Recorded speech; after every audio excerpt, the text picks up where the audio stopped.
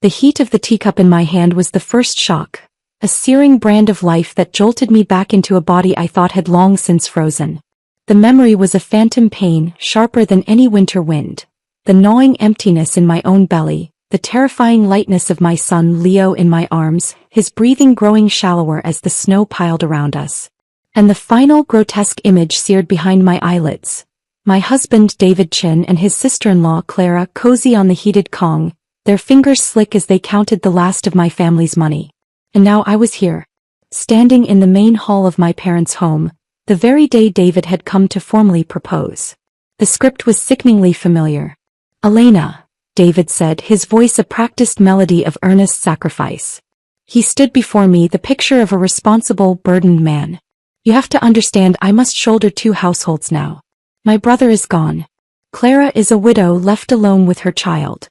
I can't just abandon them." His words were a key twisting in the lock of my memory.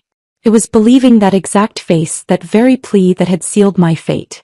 I had agreed, swallowed my misgivings and walked willingly into a life of slow starvation and emotional neglect, ending in a snowy ditch. The porcelain of the teacup was almost unbearably hot against my palm. I looked at David, at his carefully arranged mask of sorrow and duty, and I saw the man who had watched me walk out into the cold with his son and had not lifted a finger. The room held its breath. My father's brow was furrowed with concern, my mother's eyes pleading for me to be reasonable, to accept this good match. I didn't speak. I simply let my fingers go slack. The teacup hit the stone floor with a sound like a gunshot, shattering into a dozen jagged pieces. Hot tea splashed across David's expensive trousers, and he leaped back with a sharp, undignified yelp.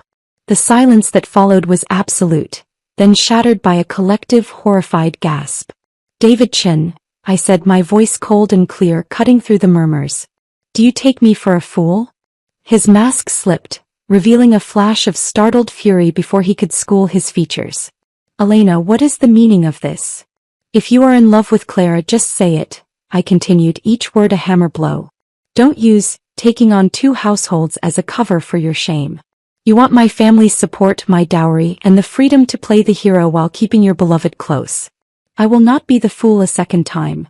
"A second time?" he sputtered, confused by my phrasing but enraged by my accusation. My father found his voice. "Elena, apologize at once."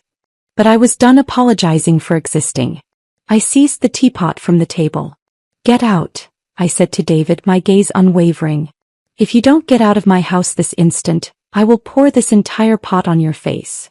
He stumbled back, genuine fear in his eyes now. The crowd of relatives and neighbors gathered outside our door erupted into a cacophony of whispers and shouts as he retreated in disgrace. "The girl has lost her mind. David Chin is such a good catch. So what if he has to care for his brother's family? That's responsibility." I clenched my fists, my nails biting into my palms. Responsibility?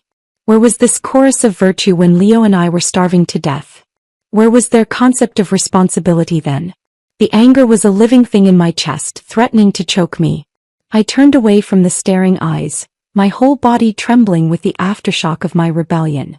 I had torn up the script of my life, but I had no idea what came next.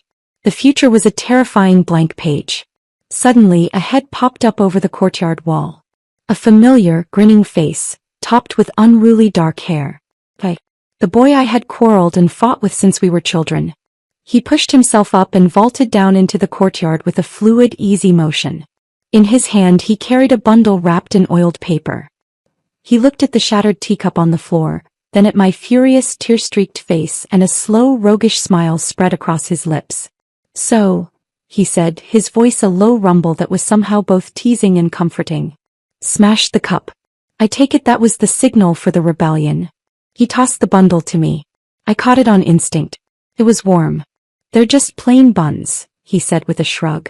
"Eat them while they're hot." The simple kindness, the stark contrast to David's calculated performance, broke something inside me. My nose burned and hot tears spilled over, tracing paths through the dust on my cheeks. In my past life, the last thing I had eaten before dying was the cold, hard bun Kai had secretly left on my windowsill. He had been my only lifeline and I had been too proud, too blind to see it. "Who wants your buns?" I scolded, my voice thick with tears, even as my hands clutched the package tightly to my chest. If you don't, I'll feed them to the dog, he teased, making a grab for them. You dare. I snapped, shielding the buns with one arm and aiming a half-hearted kick at his shin. He dodged nimbly, laughing. It was a free, unburdened sound. What are you crying for? Where's that fire you had when you smashed the cup? I wiped my face angrily with my sleeve, then unwrapped the bundle. I bit into a bun, the simple, warm flavor a balm to my ravaged soul. I chewed, swallowed, and then suddenly raised my head to look at him. The words were out of my mouth before I could stop them. Kai, when you said you'd marry me, does that still count? He froze. The laughter died on his lips, and for 3 long seconds he just stared at me, his dark eyes searching mine. Then a slow, incredulous smile returned. Elena, he said, tilting his head. Are you serious? You know I'm much poorer than David Chin. So what if you're poor? I took another fierce bite of the bun. In my last life I married a rich man and still froze to death in the snow. The moment the words left my mouth I regretted them. It was too much, too strange. His smile faded and his gaze turned deeper, more intense. He didn't press me though. He just reached out, his calloused thumb gently wiping a spot of grease from the corner of my mouth. All right, he said, his voice soft but firm. Tomorrow. I'll come to propose. He turned and left the way he came, scaling the wall with an easy strength and disappearing from view. I stood alone in the courtyard, the warmth of the bun in my stomach and the ghost of his touch on my skin. The blank page of my future was no longer terrifying. For the first time it held a promise. The next day the village exploded again. The news spread like wildfire, fanned by scandalized whispers and self-righteous outrage. She's truly insane. Passing up David Chin for that pauper Kai? A soldier? He has nothing but the clothes on his back. Did you see her humiliate David in public? A shrew like that deserves a life of poverty. I heard it all, a constant buzzing static of judgment as I carried my laundry basket down to the river. In my previous life these whispers would have crushed me. I would have bent my head, swallowed my shame and tried to make myself smaller. But that Elena was dead, frozen in the snow. This one had a fire in her belly, stoked by the memory of starvation. I no longer cared for their pointing fingers or their harsh words. Swallowing my anger had only earned me a death in the cold. In this life I was determined to live on my own terms, even if it meant being the village madwoman. Suddenly, a basin of dirty, soapy water splashed down at my feet, soaking my shoes and the hem of my trousers. I looked up to see Auntie Liang standing there, her hands on her hips, a cold, triumphant smirk on her face. Watch where you're going, she sneered, her voice dripping with false concern. My fists clenched. The laundry basket felt heavy in my hands. I was about to snap back, to unleash the torrent of fury I felt, when a lazy, mocking voice cut through the tension from behind me. Auntie Liang, the voice drawled. Should I tell everyone what I saw your son doing, sneaking peeks into the women's bathhouse last week? I hadn't even noticed Kai's approach.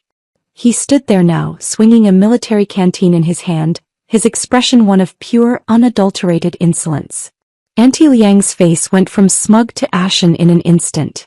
She sputtered, her mouth opening and closing like a fish out of water. Without another word, she spun on her heel and scurried away, the crowd of women at the riverbank tittering behind their hands. Coward, Kai muttered, raising a brow. Then he turned that brilliant, infuriating grin on me. Come on. The current's strong today. I'll carry you across. Before I could process the offer, let alone refuse it, he had crouched down in front of me, his broad back presented like an invitation. Who needs you to carry me? I shot back, my ears burning with a sudden, inexplicable heat. He glanced back over his shoulder, his eyes so bright and challenging they almost scared me. Hurry up. Otherwise I'll just scoop you up myself. Grinding my teeth, I reluctantly climbed onto his back. My arms went around his neck and he hooked his under my knees, standing up with an easy strength that made my breath catch. He was solid and warm, a wall of muscle and stability. Then, without warning, he leapt forward, landing with a splash in the shallow part of the river. I gasped and clutched his neck tighter, a startled laugh escaping my lips. Listen up, everyone. Kai shouted, his voice carrying easily across the water to the gossiping crowd on the opposite bank. Elena is my childhood sweetheart. We're getting married. Anyone got a problem with that? He jostled me playfully on his back. Anyone spreading gossip will have to answer to me. I climb her wall at midnight to check. The crowd of nosy uncles and aunts went dead silent, their eyes wide. A few of the younger ones struggled to hide their smiles. I laughed, the sound foreign and joyful to my own ears, and gave him a playful punch on the shoulder. You're impossible. That evening, as the sun dipped below the horizon, painting the sky in shades of orange and purple, Kai popped up at my window again. He waved a wrinkled piece of paper, his expression a mixture of bravado and nervousness. Here, he said, thrusting it at me. A marriage agreement. I took it, unfolding it carefully. The paper was crammed with his crooked, energetic handwriting. Clause 1. All wages turned into wife. Clause 2. If we fight, I must coax my wife. Clause 3. I must make my wife smile every day. Clause 4. Every day I must buy my wife pork buns. Signed Kai. I fought back a smile, my finger tracing the words. Then I jabbed my finger at the last tiny line scribbled at the very bottom. Final interpretation belongs to Kai. And what, I asked, looking up at him, does that mean? His ears turned a spectacular shade of scarlet. He didn't answer. Instead, he spun around and bolted into the gathering dusk, leaving me clutching the paper and shaking my head. But as I watched him go, I heard his muttered words float back on the evening breeze. It means one day I'll make it real. A warmth that had nothing to do with the summer evenings spread through my chest. I clutched that so-called marriage agreement, a tangible promise in a world that had once offered me only betrayal.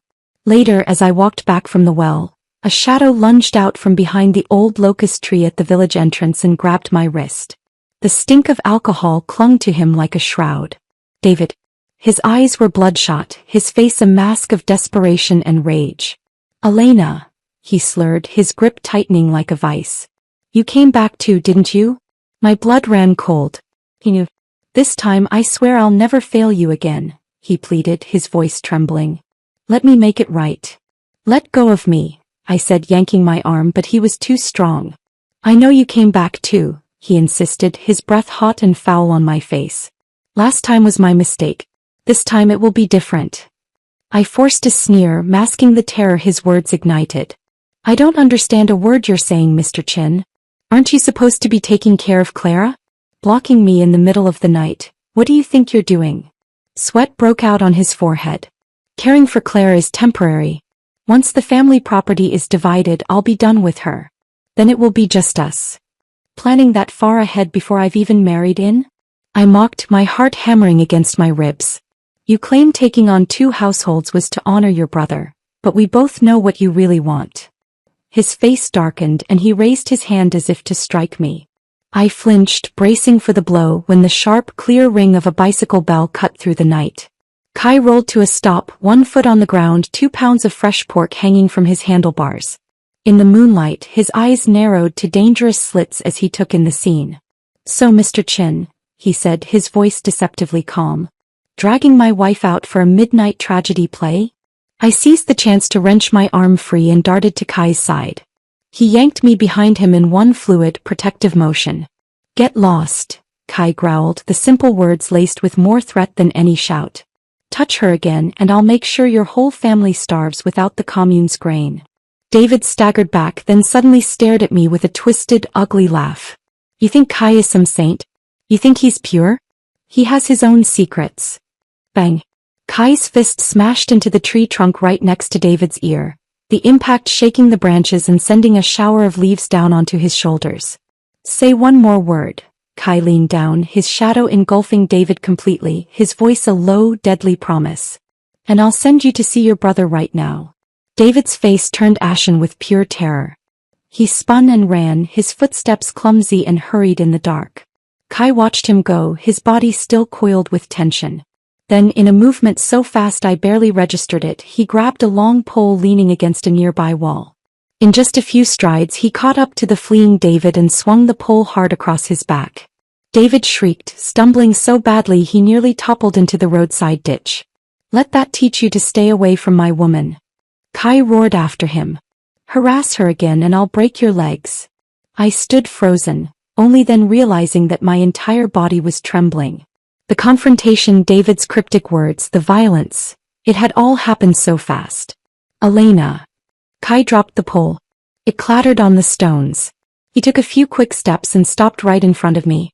His voice, which had been a thunderous roar moments before, suddenly softened to a whisper. You're crying. Only then did I feel the cold tears on my cheeks. I hadn't even known I was crying. Who's crying? I turned my head away, embarrassed by my own vulnerability. But he caught my chin gently and pulled my face back towards his. He was glaring, but his touch was feather-light as his thumb brushed the tears from the corner of my eye. Clause 3 of the agreement, he said, his voice a low rumble. You have to smile every day. My nose stung and I almost cried again. The absurdity of it, the sheer stubborn kindness. In my last life I had cried until there were no tears left. In this one there was actually someone who refused to let me cry. I can't just smile on command, I sniffled, kicking his shin lightly. The way you swung that pole back there. You looked like you were beating a dog. What if you'd killed him? You scared me to death. He suddenly broke into a grin, showing off his white teeth. Then I'll go easy from now on. Without another word of warning, he bent down, slung me over his shoulder as if I weighed nothing, and started walking back towards my house. Put me down, Kai. I pounded on his back, but he just bounced me a little higher on purpose, making me gasp. David wasn't wrong about one thing, he said, his voice slightly muffled. I froze, my heart skipping a beat. What? His steps faltered for a moment and his voice dropped so low I could barely hear it. I really am no saint. The night wind seemed to fall silent, the world holding its breath. In the sudden quiet, I could hear the violent, rhythmic pounding of his heart. He shifted me higher on his shoulder and strode forward, his declaration hanging in the air between us. This life you're not getting away from me. Before dawn the next day, a frantic pounding on my window shattered my sleep. Elena, wake up. Let's make money. With my hair sticking up like a bird's nest, I shoved the window open, only to nearly get a fried dough stick stuffed into my mouth. Kai vaulted inside, one hand braced on the windowsill, his army green satchel bulging ominously. What is this? I grumbled, pushing the greasy food away. He just grinned, rolling up my bedding with quick practiced moves that spoke of his military training. Startup funds, he declared, thrusting the bulging satchel at me. I pushed it open and found the bag stuffed with colorful ribbons, lace, and scraps of beautiful cloth. My breath caught. I asked around. The textile mill sells waste scraps for 50 cents a pound. We can turn them into hair accessories and sell each for $3. His eyes were alight with a cunning I'd never associated with him. A spark ignited in my own chest. In my last life I had buried myself in farm work, blind to any opportunity beyond the soil. I never knew such a simple path existed. Hope, tangible and fierce, bloomed inside me. We spent the whole day at my small table, our heads bent together, fingers flying. We fashioned cloth roses, tied ribbons into delicate bows, and created hairpins that shimmered with simple beauty. It was the most purpose I'd felt since waking up in this new old life. The next morning we squatted at the busiest stall in the marketplace, our hair flowers displayed on a simple wooden board. For a glorious hour we sold a few, the jingle of coins in our tin box a sweet melody. Then the shadows fell over us. Who told you two you could sell here? 3 thugs swaggered over, their leader kicking over our board, scattering our careful work into the dirt. Paid protection fees yet? Rage, hot and immediate, surged in my throat. I was about to argue to defend our small piece of hope, but Kai pressed down on my hand, giving it a gentle warning squeeze. Don't be mad, brother, he said, his voice suddenly servile. He stood, offering them cigarettes with a placating smile. We're new here. We'll pack up right now. Once they swaggered away, counting the fee he'd slipped them, he immediately grabbed my hand and pulled me into the bustling crowd. What are you doing? I stumbled after him, my heart aching for our ruined flowers. Reporting the black market, he said, his eyes shining with excitement. Those thugs are in cahoots with Director Luo of the Public Security Office. A real name report nets a $50 reward. I skidded to a halt, pulling him back. You already knew they'd come stir up trouble. He flashed me that rogue's grin, his sharp canine tooth gleaming. Otherwise, how could we catch a big fish? In the end we really did get the reward. The thugs were arrested and we walked away with more money than we would have made in a week of selling hair flowers. On the way back to town, I was so giddy with the success of our scheme that I skipped without watching my step, twisting my ankle in a pothole. I let out a sharp cry of pain. Without a word, Kai crouched down, his warm, calloused palm wrapping gently around my ankle. "Does it hurt?" he murmured, his voice low. His thumb began to press slow, firm circles into the swelling. "We'll rub it with medicinal wine when we get back." His voice was a soft blur in my ears. His fingertips, rough and gentle at once, slid up along my ankle, stopping at the edge of my long skirt. The bustle of the street seemed to vanish, the world narrowing to the point where his skin met mine, to the sound of his rough breathing brushing against my calf. My own breath hitched. "Kai," I said, my voice unsteady. I kicked him lightly with my good foot. "Where exactly are you touching?" He jerked his hand back as if burned, the tips of his ears blazing scarlet.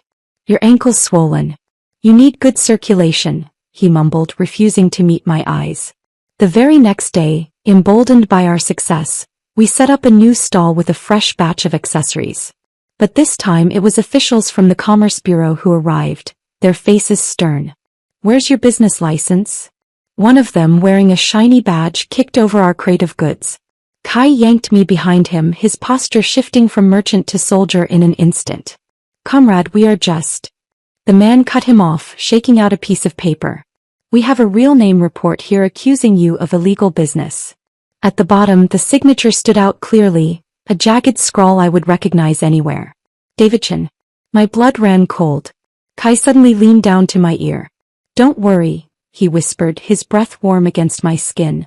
I could only watch, helpless and terrified, as they shoved him onto the back of a three-wheeled motorcycle. Right before they took him away, trapped and in cuffs, he even had the audacity to wink at me. That night, the silence in my house was suffocating. I jumped at every sound, clutching the marriage agreement he'd given me like a talisman. Then my wooden door banged open. "Elena Shaw." David staggered in, reeking of alcohol.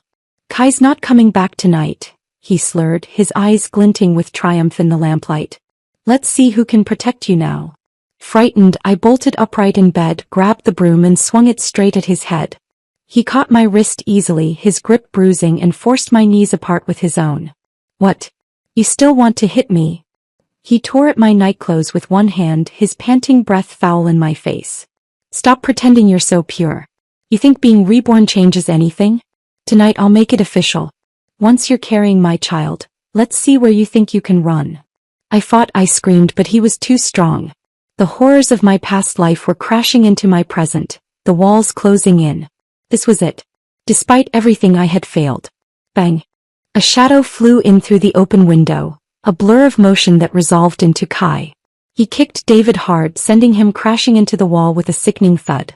In the dim light, Kai yanked his collar open, revealing the green uniform underneath. He slapped a piece of official paper down on the table. The army approved our marriage report. His lip was bruised and bleeding, but his eyes shone with a frightening, triumphant brilliance. "Sign it, Elena." My hands shook so badly I could barely hold the pen, but I scrawled my name next to his. Kai immediately wrapped his arm around my waist, pulling me close. "Touch her again," he said to a dazed David, his voice dropping to a deadly calm, "and it's destruction of a military marriage. You know what that means." David's face went ashen.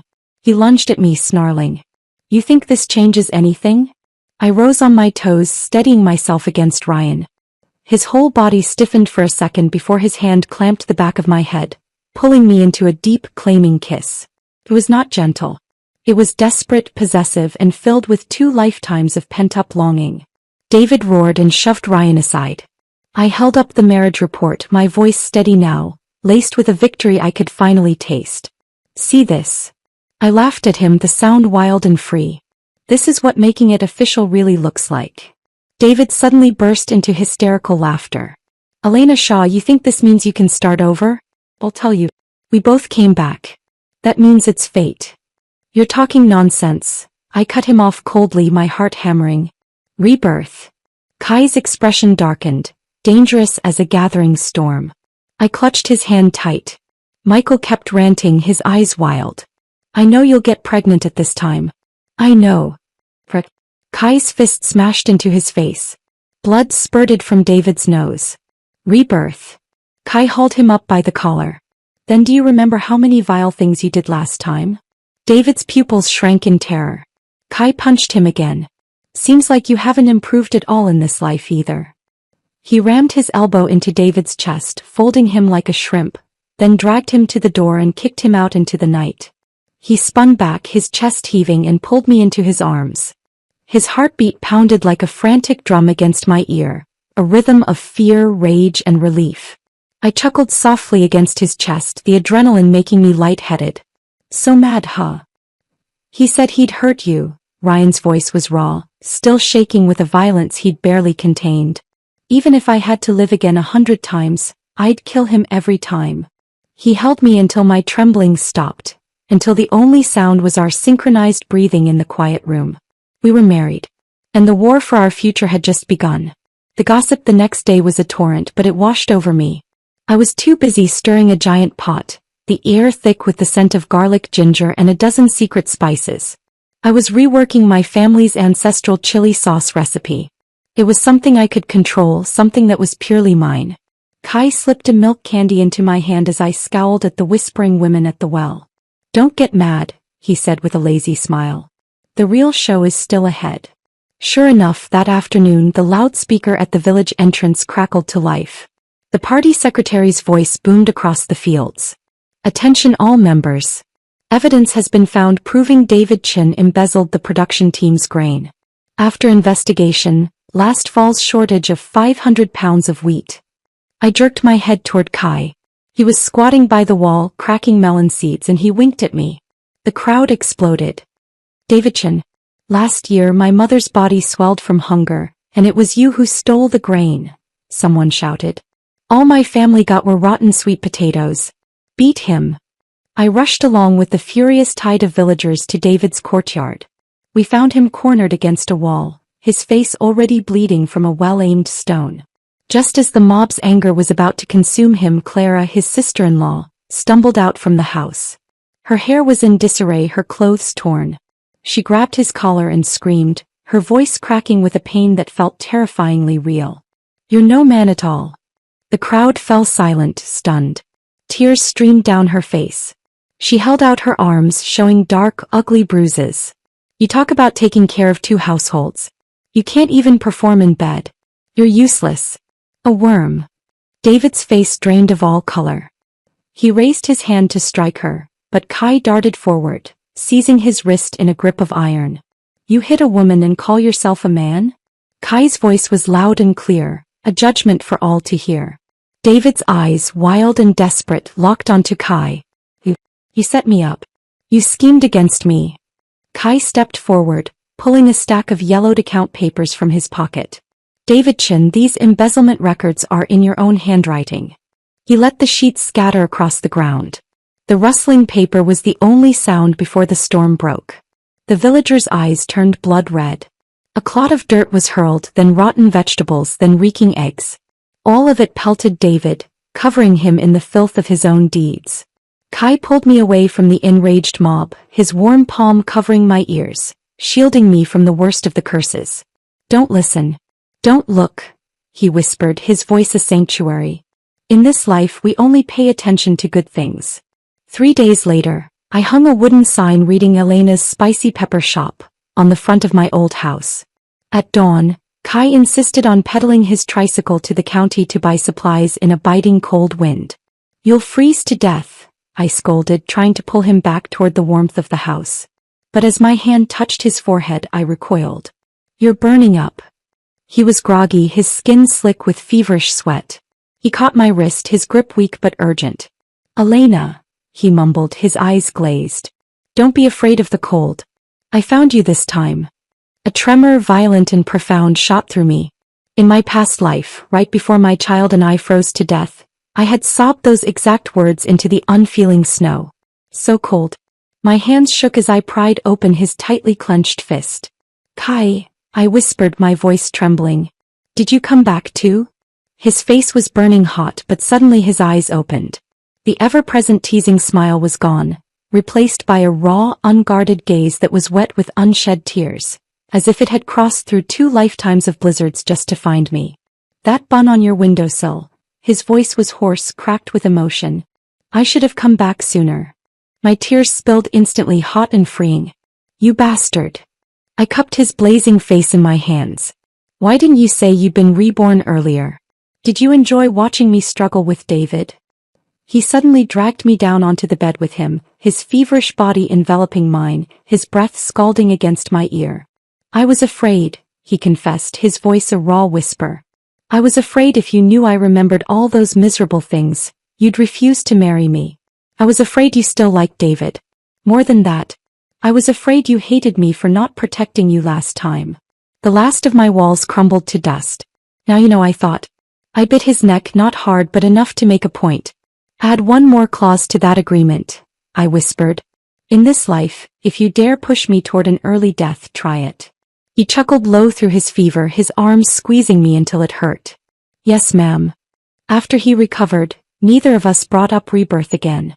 It hung between us, a shared, painful secret that now bound us tighter than any vow.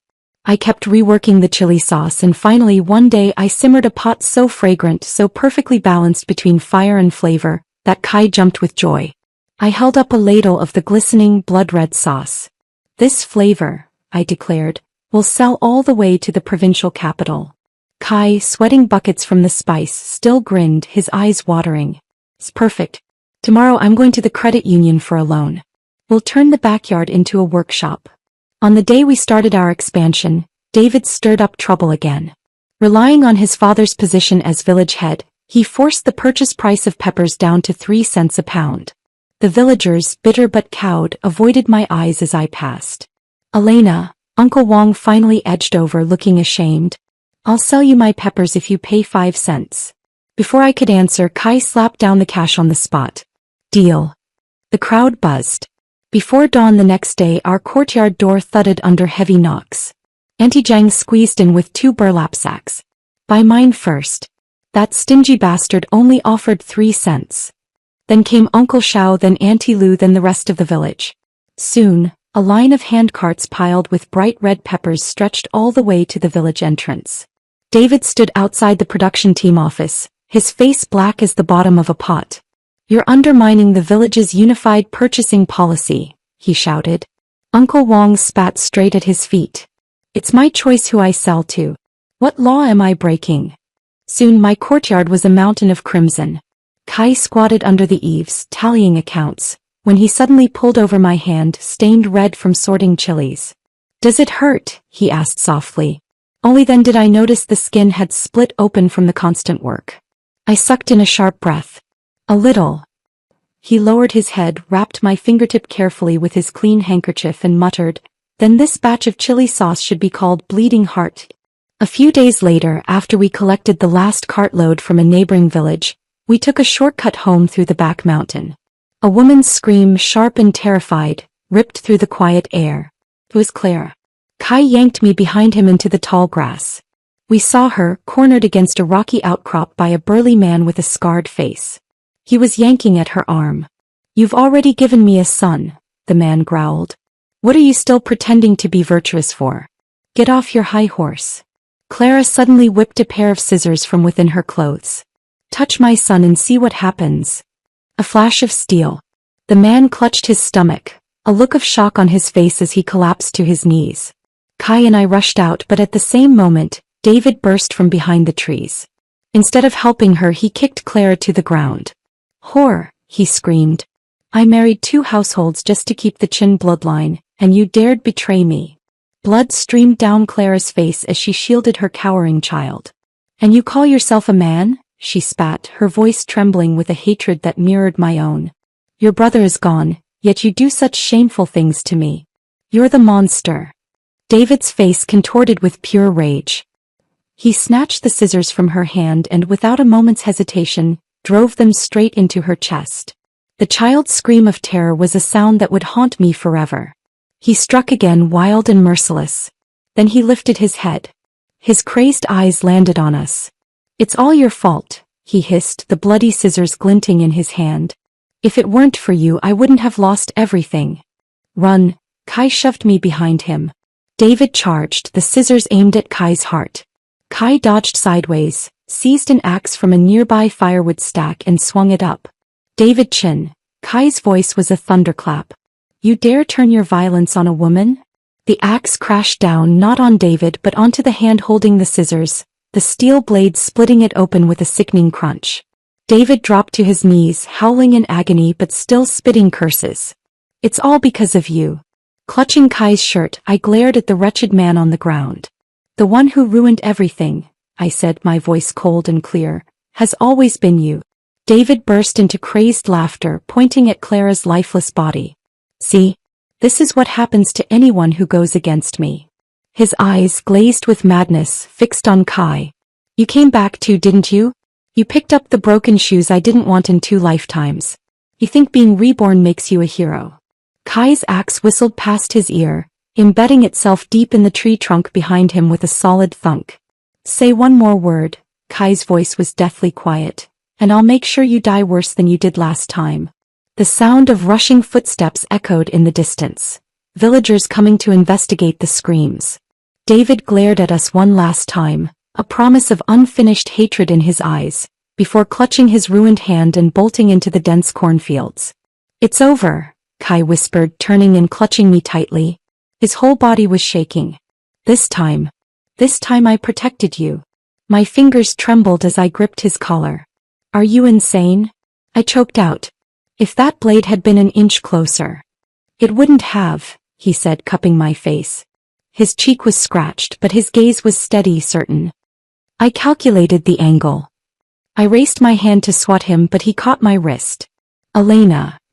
He leaned close, his breath hot against my ear, his voice dropping to an intense whisper. Tomorrow. Come with me to register our marriage. My heart skipped a beat. Don't we already have the agreement? Not enough. His thumb brushed across my palm, a slow, deliberate caress.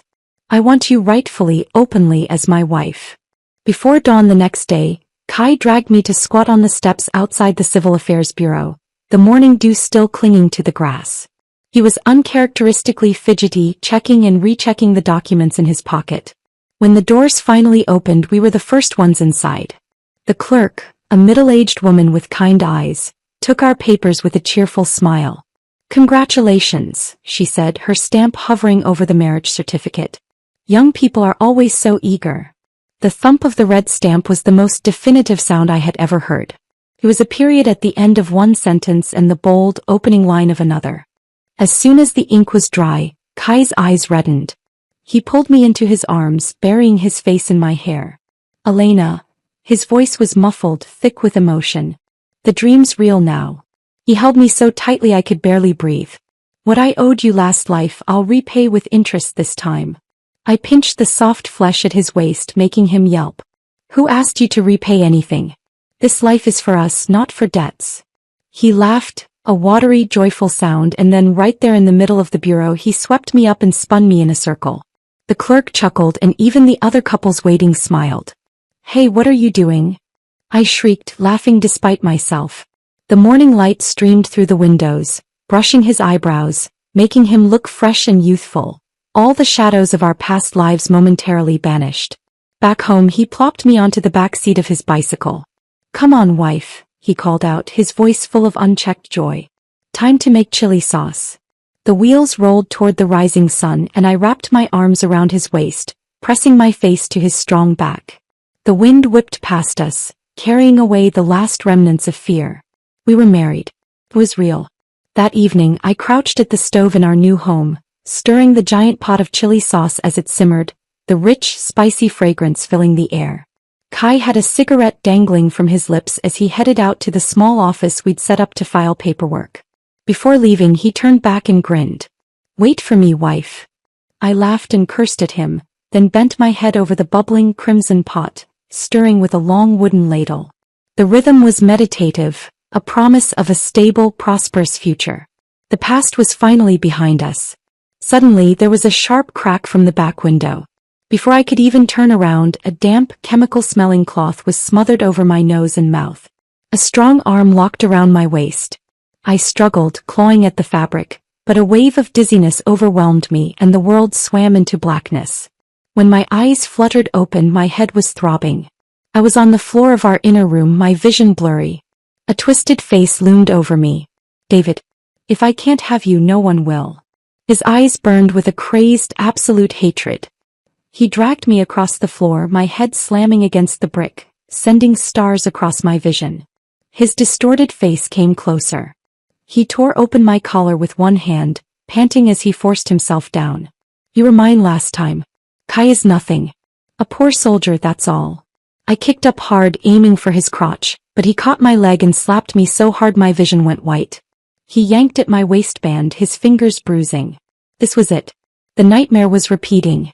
But then the front door exploded inwards with a deafening crash. Police. Don't move. Kai was the first through the door, a fury unleashed.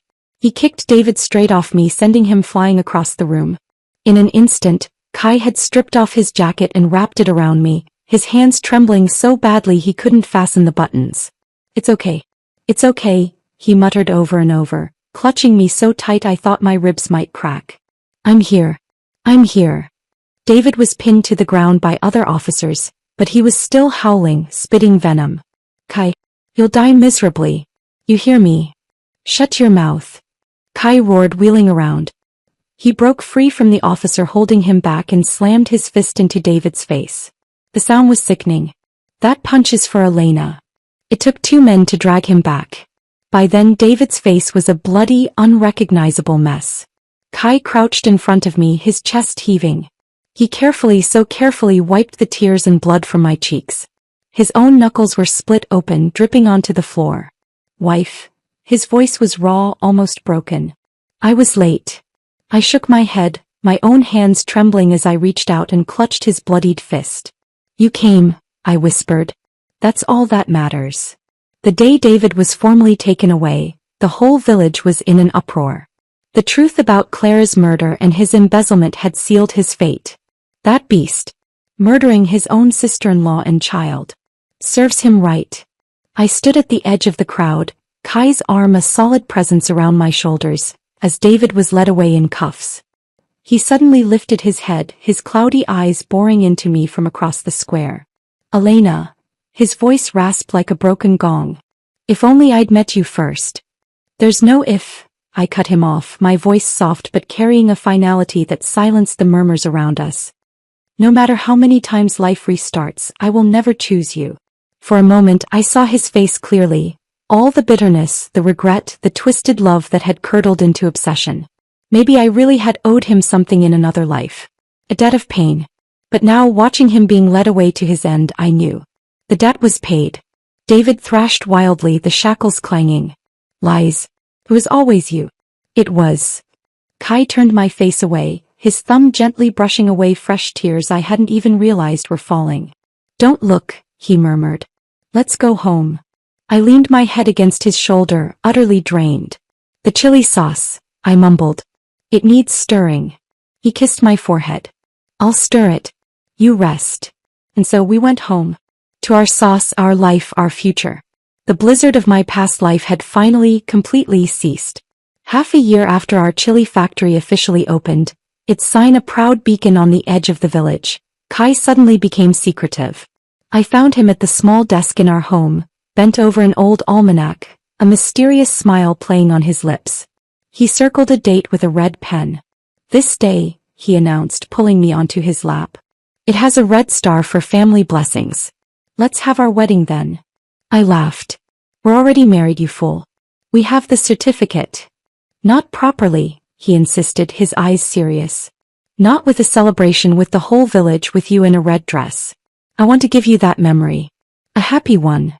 So, on the day he circled, we had our wedding. The entire village came. Our workshop was draped in vibrant red silk, and 20 banquet tables filled the courtyard, laden with food and, of course, jars of our signature chili sauce. The air was thick with the smells of roasting meat, spices, and joyous noise. Auntie Liang, who had splashed me with dirty water what felt like a lifetime ago, brought over a wine cup, her wrinkled face stretched in an apologetic smile. Elena, I was blind before. Kai threw his arm around my shoulder, grinning. Eat, Auntie Liang, he said, his tone forgiving but firm. Try the wife's cooking. That night, after the last guest had been sent off, the new house was so quiet I could hear the frantic beating of my own heart. The red wedding candles flickered, casting dancing shadows on the wall. Kai, for all his usual bravado, was suddenly shy. He fumbled around with the quilt, his ears turning scarlet as he laid it out on the floor. "I'll, sleep down here," he mumbled, not meeting my eyes. I stared at him, disbelief turning into sheer fury. After everything? After 2 lifetimes? Kai. I hurled a pillow at his head. "We have the marriage certificate. The wedding's done, the whole village has celebrated, and you're telling me this now." He scrambled to catch the pillow, his eyes darting everywhere. I wasn't ready." "He wasn't ready?" I laughed, a short, bitter sound. Then I stomped to the bed, yanked a little booklet from under my pillow and smacked it down in front of him. It was the newlywed handbook I'd found hidden among his things. "Kai," I said, my voice dangerously sweet. "Whose is this? And why, pray tell, is the corner of page 18 folded?" His eyes widened in horror. "Elena Shaw. Who told you to go through my stuff?" He lunged to snatch it from me, but I darted away nimbly. He was faster though.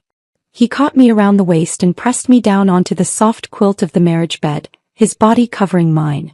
His breath seared against my neck and shoulder, hot and ticklish. "Are you sure?" he whispered, his voice husky. "Sure about what?" I pretended not to understand, my heart hammering against his. "Sure you're not a coward?" His eyes darkened, the playful glint replaced by a smoldering intensity. He lowered his head and nipped my earlobe, sending a jolt straight through me. "You asked for this." The red candle flickered, and the 2 shadows on the wall finally, completely merged into one. 3 years later, the billboard for Elena's Fiery Sauce towered over the provincial train station. Our small workshop was now a full-fledged factory. Reporters crowded into our facility, microphones outstretched. "Director Elena, may I ask how you grew from a small workshop into sales of over 1 million jars a year?" Before I could give my practiced answer about quality and perseverance, Kai shoved his way into the frame, waving our marriage certificate at the cameras. "The secret," he declared, beaming. "Marrying a lucky wife, of course." I stomped hard on his army boots. He bared his teeth in a grimace of pain, but the grin never left his face. "See," he said to the laughing reporters. "With a fierce wife at home, how could I dare not succeed?" I pinched his waist viciously, but he only took the chance to wrap his arm around me, pulling me close. Facing the cameras, he declared shamelessly, "Honestly, my wife's chili sauce is so good. Even her farts smell fragrant." "Kai!" I shrieked, snatching up a basket of fresh chilies ready to clobber him. He ducked away, laughing, hiding behind the startled reporters. The Elena Shaw who starved to death in her past life was now the chili queen. Her name and face splashed across newspaper headlines. The irony was not lost on me. It was a sweetness more profound than any victory. That night at the celebration banquet, Kai, red-faced from drinking, cornered me between the high warehouse shelves, the air thick with the scent of oak barrels and spices. "Wife?" he murmured, his nose brushing my ear, making me shiver. "Do you know what our most successful product is?" Before I could answer, before I could list our best-selling sauces, he scooped me up and sat me down on a sack of soft, dried chilies. His hand slid from my waist to rest gently, possessively on my belly. "Our little chili pepper," he whispered, his voice thick with emotion. I bit his shoulder, my own eyes filling with tears of joy. "You've had too much to drink. You'd better work twice as hard." His breathing grew heavy, his hands gripping my hips. The wooden shelves rattled gently with our movement. Footsteps suddenly echoed on the concrete outside. A flashlight beam swept past the crack in the door. "Who's in there?" a voice called out. Kai pressed my head against his chest, stifling my gasp. His voice, when he answered, was remarkably steady. "Factory inspection," he called back. "We're checking chili quality." The footsteps faded. I shook with suppressed laughter, burying my face in his neck. Moonlight poured through the high window, shining on the piles of fiery red chilies, their color as vibrant and life-affirming as the sunset by the little river on the day he had carried me across. I wore a bright red padded coat on purpose the day I went to see him. The visiting room of the detention center was cold and gray, but my coat was a splash of defiant color. David Lee shuffled out, his back bent, his hair shockingly white. Only half a year had passed, but he looked like he had aged 20. The fire of madness was gone from his eyes, replaced by a hollow emptiness. "Come to laugh at me?" he asked, his voice a dry rasp. I didn't answer. Instead, I shoved a small jar of our premium chili sauce across the table between us. "Try it. It used to be your favorite." He stared at the bright red sauce inside the glass jar, his hands, now frail and spotted, trembling slightly. Then he suddenly laughed, a hollow, broken sound. "Elena Shaw, what else do you know?" "Plenty," I said, my voice calm. I slowly unscrewed the lid, releasing the familiar spicy aroma into the sterile air. "Like how Clara was reborn too." His head jerked up. "And that the child you killed," I continued, my gaze unwavering, "he was your brother's. His true, legitimate heir." "Impossible," he whispered, but the doubt was a worm in his eyes. "David," I said, leaning forward slightly. "Reborn or not, no one would ever choose to spend another life with you. Your brother still died in this life. And that man with the scar, the one you let harass her. He forced her. You murdered a woman who had been violated and your own brother's only child to protect your pride." I stood up, looking down at the broken man. "David Chin, you are not a victim of fate. You are a sinner." At the door I glanced back. A dull thud echoed in the quiet room. He was slumped against the cold metal table, his forehead pressed to its surface, his shoulders shaking violently. Not with rage, I realized, but with a grief so profound it had finally broken through his selfishness. 3 days later the phone rang. Kai's face darkened as he listened to the voice on the other end. When he hung up, he came to me where I was stirring a new batch of sauce. He caught my chili-stained hand in his palm warm and steadying. "He's gone, Elena," he said softly. "David killed himself in his cell." I froze for 2 seconds, the ladle still in my hand. The news settled inside me, not with joy, but with a quiet, definitive finality. The last ghost was laid to rest. "Oh," I said, my voice small. "It's over." He pulled me into his arms, holding me as I processed the end of a decades-long nightmare. "Tonight," he murmured into my hair, "we'll eat dumplings. I'll mince the filling for you." I nodded, leaning into his strength. Outside the factory window, the first snowflakes of the northern winter began to drift down, painting the world in a soft, clean white.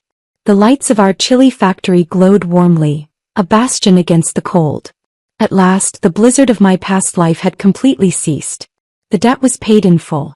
The day I found out I was pregnant, Kai was in the warehouse, high on a ladder, checking inventory on the top shelves. I walked over, the small white slip of paper with its life-changing result in my hand. He was so focused he didn't hear me approach. "Wife," he called out without looking down. "This batch of chili sauce has to be rushed out by Friday or—" He didn't finish his sentence. I smacked the test slip against his ankle. He squinted down at the paper for 3 full seconds. Then he froze as if struck by lightning. The clipboard in his hand clattered to the floor. Before I could even nod, he was down the ladder in a flash. He scooped me up and spun me around the warehouse 3 full times, his whoop of joy echoing off the high ceilings. In his exuberance, he kicked over an entire crate of our best bleeding heart sauce. Glass shattered and the heady, spicy scent flooded the air. "Kai." I yanked his ear. "That's money. Our money."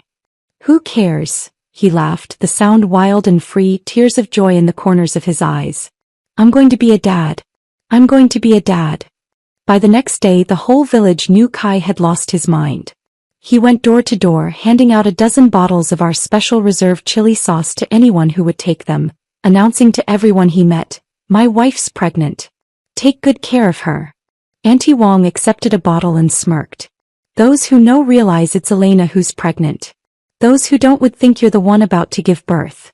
I stood in the courtyard, watching him blush crimson as the neighbors teased him mercilessly. The sight of him, so strong and yet so vulnerably happy, overwhelmed me. My nose suddenly stung and hot tears welled in my eyes. When Kai came running back, his smile vanished when he saw my tears. He panicked, his hands fluttering over me. "What's wrong? Where does it hurt? Is it the baby?" I shook my head, unable to speak, and buried my face against his chest, clutching the back of his shirt. "Elena, talk to me," he pleaded, his voice tight with fear. I took a shaky breath. "You gave away too much chili sauce," I mumbled into his shirt. We'll take a loss. There was a moment of stunned silence. Then he burst out laughing, a great rolling sound of pure relief and joy. He held me tight, his body shaking with it, and gently rubbed my belly that hadn't even begun to show. Worth it, he choked out between laughs. Every single jar. On the day I gave birth, the whole hospital could hear Kai's wailing. He was a wreck. Doctor. My wife's hands are cold. Nurse. She's sweating so much. Is that normal? Mom. Blana. Bite me if you need to, just hang on. After hours of agony, our daughter's fierce cry finally filled the delivery ward. The nurse came out holding a tiny, swaddled bundle.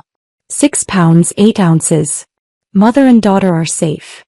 With a loud, undignified thud, Kai dropped to his knees right there on the linoleum floor, sobbing louder than the newborn. When they let him in, he stumbled to my bedside, tears streaming down his face. Wife, he gasped, clutching my hand. Let's never do this again. Lying weak and exhausted on the hospital bed, I watched him fumble with our daughter in his arms. He was so clumsy, so overwhelmed with awe and terror, his large hands seeming too big to hold something so small and perfect. My heart tightened, a familiar phantom pain as I remembered the child who had frozen to death in my last life, the son I never got to hold like this. Kai, I whispered. He rushed over immediately, our daughter cradled carefully in one arm, his free hand brushing the hair from my damp forehead. What is it? Are you in pain? Do you need water? I took his hand, the one that had wielded an axe, and wiped my tears, and pressed it gently against our daughter's tiny wrinkled cheek. This time, I said, my voice thick with a love that spanned 2 lifetimes, let's raise her together. Sunlight poured through the hospital window, warming the newborn's skin, gilding Kai's tear-streaked face. It was a new dawn in truth. When our daughter Lien turned 5, she was a whirlwind of energy and curiosity. One afternoon, while rummaging for hidden candy, she dragged a yellowed, wrinkled piece of paper from the bottom of an old trunk. Mommy, what's this? She asked, waving the sheet, her little braids bouncing. I was busy seasoning a new batch of spicy crawfish sauce, my hands covered in red paste. One glance at the familiar crooked handwriting made me nearly spill the entire spice jar. It was the fake marriage agreement. Only now I saw that on the back, another line had been scribbled in the same cramped hand, the ink a fresher, darker black. Final clause. Elena Shaw has the right to regret forever, but Kai will never agree. The date at the bottom was the day we had gotten our marriage certificate at the Civil Affairs Bureau all those years ago. Your dad's handwriting is still awful, I said, my voice catching. I pinched the bridge of my nose, laughing even as my eyes burned hot. Just then Kai walked in, 2 heavy boxes of dried peppers balanced on his shoulders. He saw the paper in Lien's hands and his eyes widened in comic panic. He dropped the boxes with a thud and rushed over. Little rascal. Don't touch Daddy's lifeline. Lien giggled, a mischievous echo of his own laugh, and ran around the room, the precious agreement fluttering in her hand like a flag. He chased her a couple of steps, his protests half-hearted, before he suddenly gave up. He turned and pulled me into his arms, his body warm and solid against mine, smelling of peppers and sunshine. What are you looking at? He whispered, his lips against my hair. I held up the paper, pointing to the final clause. It's in black and white, I said, teasing. You can never take it back. The rich, spicy fragrance of simmering chili filled the air around us, the scent of our life, our struggle, our victory. I stood on tiptoe and nipped his chin. Who said I wanted to take it back? He lowered his head and kissed me, his lips soft and familiar, his stubble scratching my skin until I laughed against his mouth. Our daughter covered her eyes, peeking at us through her tiny fingers. Sunlight streamed through the glass windows of the factory office, landing on the paper that had carried the weight of 2 lifetimes. The old oil stains from our first meals together overlapped with the fresh, permanent ink of his final promise, just like our life together. Stumbling, imperfect, scarred, but fiercely, joyfully, and finally completely whole. The end. George, I've got good news and bad news. Which do you want to hear first? I put down my paintbrush and looked at my friend Frank. He stood at the studio door with a mysterious air, his face a mix of nervousness and excitement. Let's start with the bad news. After all, I've gotten used to it these past 3 years. Your painting, Eternity, just sold for a sky-high price. Over $6 million. I frowned. How is that bad news? Frank chuckled. Because it's actually part of the good news. The bad news is, buddy, you might need to see a psychiatrist. What do you mean? A woman who looks exactly like Mary showed up at your art exhibition. I almost thought I was seeing a ghost. The paintbrush slipped from my hand and fell to the floor, splattering paint across the unfinished canvas. Mary, my late wife, died 3 years ago after accidentally falling off a cliff. I watched with my own eyes as her body was pulled from the water. In that moment, my world completely collapsed. Stop joking around, Frank. Why would I lie to you? She even left this. Frank handed me a note, with an address and a time written on it. My hand trembled slightly. The handwriting was exactly the same as Mary's. That night, I waited until midnight at the designated cafe. Just as I was about to leave, a familiar figure appeared at the door. Mary? No, it couldn't be her. But every gesture of that woman, from the tips of her hair to her fingertips, was a shadow of Mary. George, it's been a long time. She sat across from me, and the familiar voice nearly made my heart stop. Who are you? I struggled to remain calm. I'm Mary, your wife. She smiled and reached out her hand. There was a scar on her palm, the mark Mary got when she accidentally cut herself on glass at 15. Impossible. Mary is already dead. She laughed softly. That was just an accident. I fell off the cliff and was saved by a reclusive old doctor.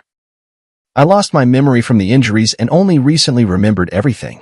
As she spoke, tears began to fall with an expression I knew all too well, the look Mary wore whenever she felt wronged. I know it's hard to believe, but I really am Mary. I couldn't believe my eyes. The shade of lipstick Mary loved most, the faint little mole beneath her left ear, the unconscious habit of rubbing her ring while speaking. Everything was so familiar. Are you really Mary? She nodded and took a small box out of her bag. This is the proof. Inside the box was the first piece of jewelry Mary ever designed. A sapphire ring, the only one of its kind, never mass-produced. I brought it with me that day because I wanted to surprise you. I suddenly stood up and pulled her into my arms. 3 years of longing surged over me like a tide. I held her tightly, afraid that if I let go, she would disappear again. On the way home, she told me about her experiences over the past 3 years. She was rescued by an old doctor in the mountains, lost her memory due to a severe head injury, and lived in a remote mountain village for more than 2 years. It wasn't until she happened to see a poster for my art exhibition that her memory gradually returned. The next day, I took her to see Frank. Oh my God, it really is you, Mary. Frank stared in astonishment, eyes wide. Frank, it's been a long time. She greeted him with a smile, exactly as I remembered. Frank pulled me aside and whispered, Man, this is unbelievable, but I really believe it's her. Who else but Mary could call me by my childhood nickname so accurately? That was something only the two of you knew. A week later, Mary officially returned. We held a small welcome party for her. Her mother was so overwhelmed that she fainted, and when she woke up, she clung to her daughter and refused to let go. But that night, I noticed the first sign that something was off. Mary never ate mangoes because she was severely allergic. Yet the returned Mary absent-mindedly tasted a mango dessert and was perfectly fine. Aren't you allergic to mangoes? I asked. She paused for a moment, then quickly laughed and said, Oh, that old Chinese doctor cured my allergy. He's really amazing. I nodded, but in my heart, I marked the first question mark. Is this really my wife? A month passed quickly, and Mary blended perfectly into our lives. She knew the location of every item in the house, remembered our shared memories, and could even accurately name friends we hadn't contacted in years. But those subtle feelings of discord kept growing. For example, the real Mary liked to listen to classical music, especially Debussy, while designing jewelry. But she would always unconsciously hum along to pop songs. Mary always habitually used her left hand to hold chopsticks, even though she knew it was wrong. She just couldn't change. But she was a standard right-handed user. The most obvious difference appeared that night when I accidentally caught her smoking in the bedroom. The real Mary hated the smell of smoke. Even when I came home from social events with a faint scent of cigarettes, she would frown. When did you start smoking? I stood at the doorway, my voice soft. She was clearly startled, hastily snuffing out the cigarette. This is a herbal cigarette for treating insomnia, prescribed by an old Chinese doctor. I nodded, not pressing further, but the doubts in my heart only grew deeper. The next day, I went to find Frank. Help me check if, in the past 3 years, plastic surgery technology has advanced enough to achieve this level. Frank's eyes widened. You mean, she's not Mary? I'm not sure, but there are always some things that don't add up. 2 days later, Frank brought news. High-end plastic surgery can make faces look similar, but it can't replicate the exact placement of scars or moles. And there's a limit to how well someone can imitate a voice. What if it was a twin? Frank shook his head. Mary is an only child. We all know that. I decided not to show my feelings for now and to keep observing. A week later, Mary's mother came to my house with astonishing news. George, Mary is going to have a baby, my mother-in-law told me excitedly. I stood there stunned. Before we got married, Mary had been diagnosed with uterine hypoplasia. The doctor had made it clear she could never get pregnant. This was our shared secret. Not even my mother-in-law knew. How do you know that? I managed to ask. Mary told me this morning. She said she already had a checkup. It's been 2 months. My mother-in-law happily grabbed my hand. It's a blessing from above. Mary survived death, and now she can bring us new life. My heart sank to the bottom. This absolutely could not be Mary. That night, I dug out the hospital's diagnosis certificate in my study, which clearly stated the condition of Mary's uterus. But when I wanted to talk to Mary about it, I found her in the bedroom, excitedly discussing the decoration of the nursery with my mother-in-law. Mary, could you come here for a moment? I called her calmly. She followed me into the study, still wearing a blissful smile on her face. Did you forget about this? I handed her the diagnosis certificate. She took it and glanced at it, her face instantly turning pale. George, I can explain. Explain what? Explain that you're not Mary at all. Mother-in-law heard the commotion and walked in. What's going on with you two? Mom, take a look at this. I handed her the proof. My mother-in-law read it, then looked at Mary in astonishment. What's going on? Mary, you can't have children. Of course she can, I sneered, because she's not Mary at all. My mother-in-law's face changed dramatically. What nonsense are you talking about? I can explain. She hurriedly grabbed my mother-in-law's hand. That old Chinese doctor not only saved my life, but also cured my uterine problem. It's a miracle, truly. My mother-in-law looked at me, then at her, hesitating. George, you're being too paranoid. My mother-in-law finally took her daughter's side. Mary has come back with great difficulty. You should cherish her, not doubt her. Yes, George, I know this is hard to accept, but miracles do happen. Tears welled up in her eyes. Haven't we always wanted a child? Now we can finally have our own baby. I looked at her face, identical to Mary's. Yet I became more certain in my heart. This woman was not my wife. All right, I believe you.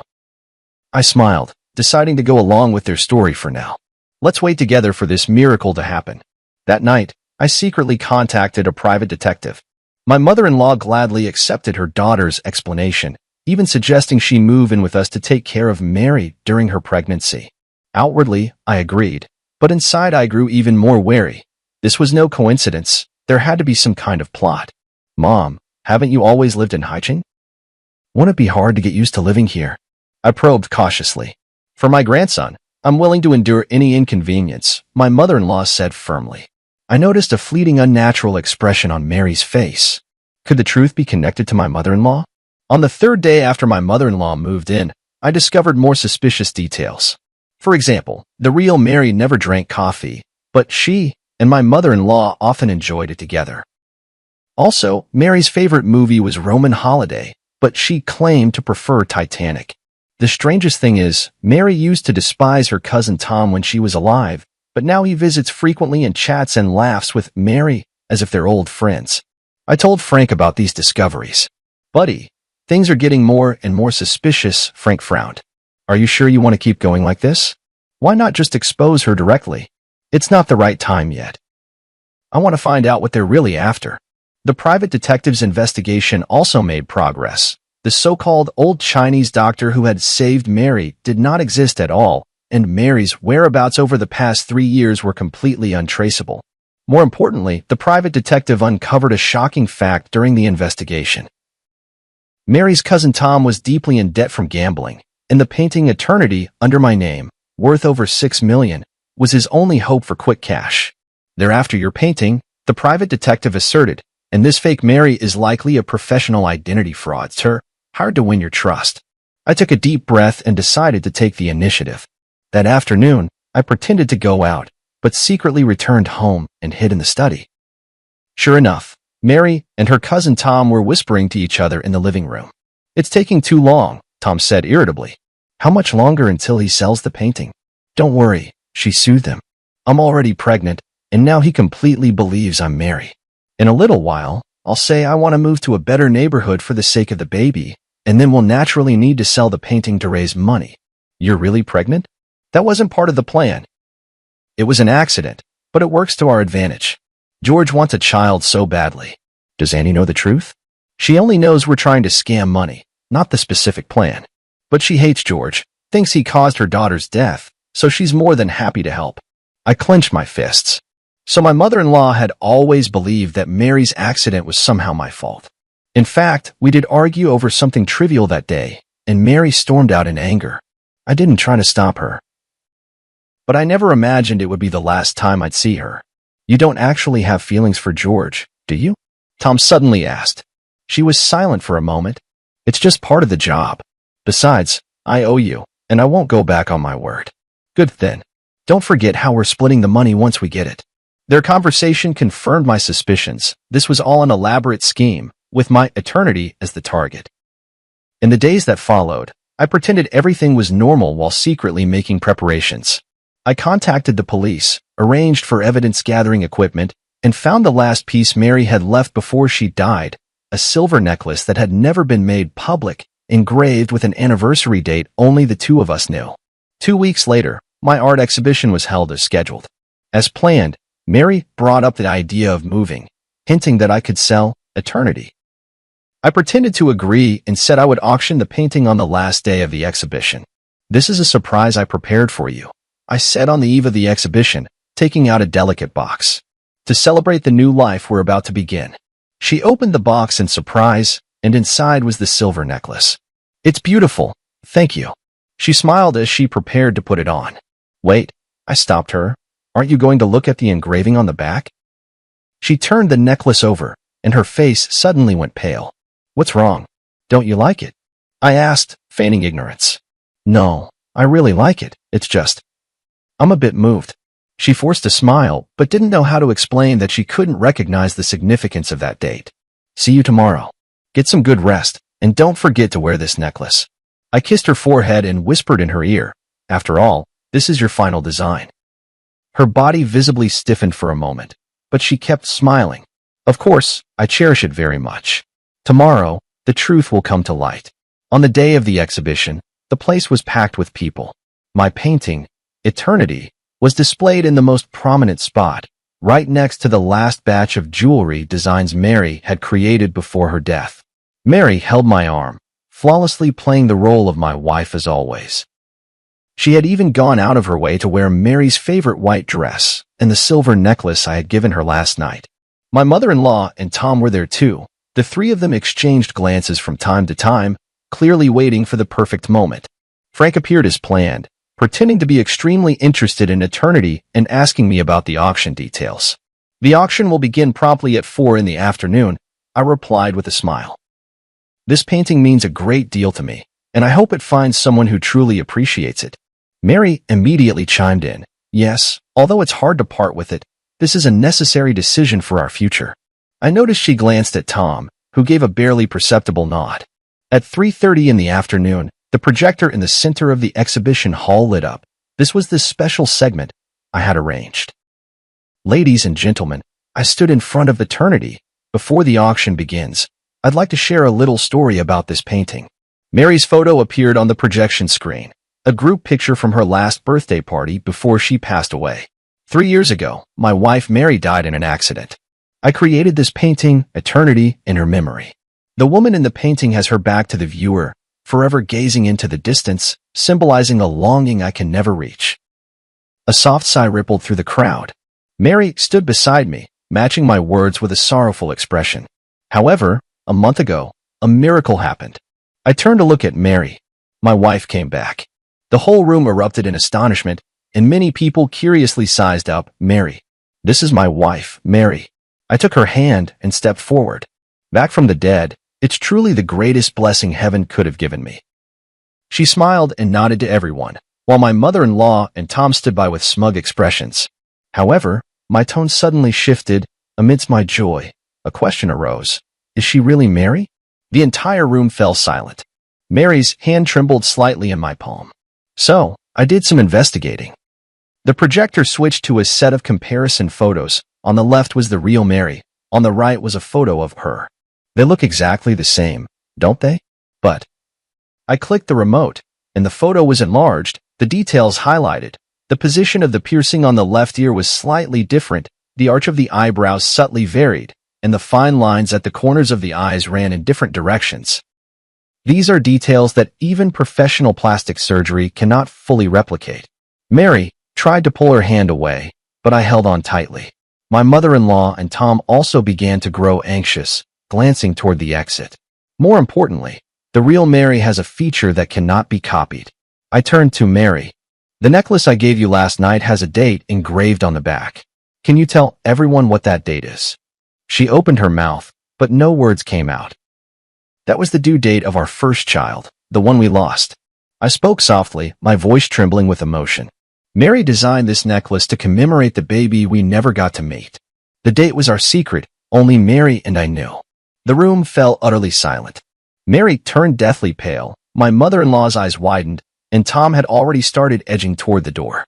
What surprised me even more, I continued, was that the real Mary could never get pregnant due to an underdeveloped uterus. Yet this, Mary claims she's already 2 months along. I let go of her hand and took a step back. So, who are you really?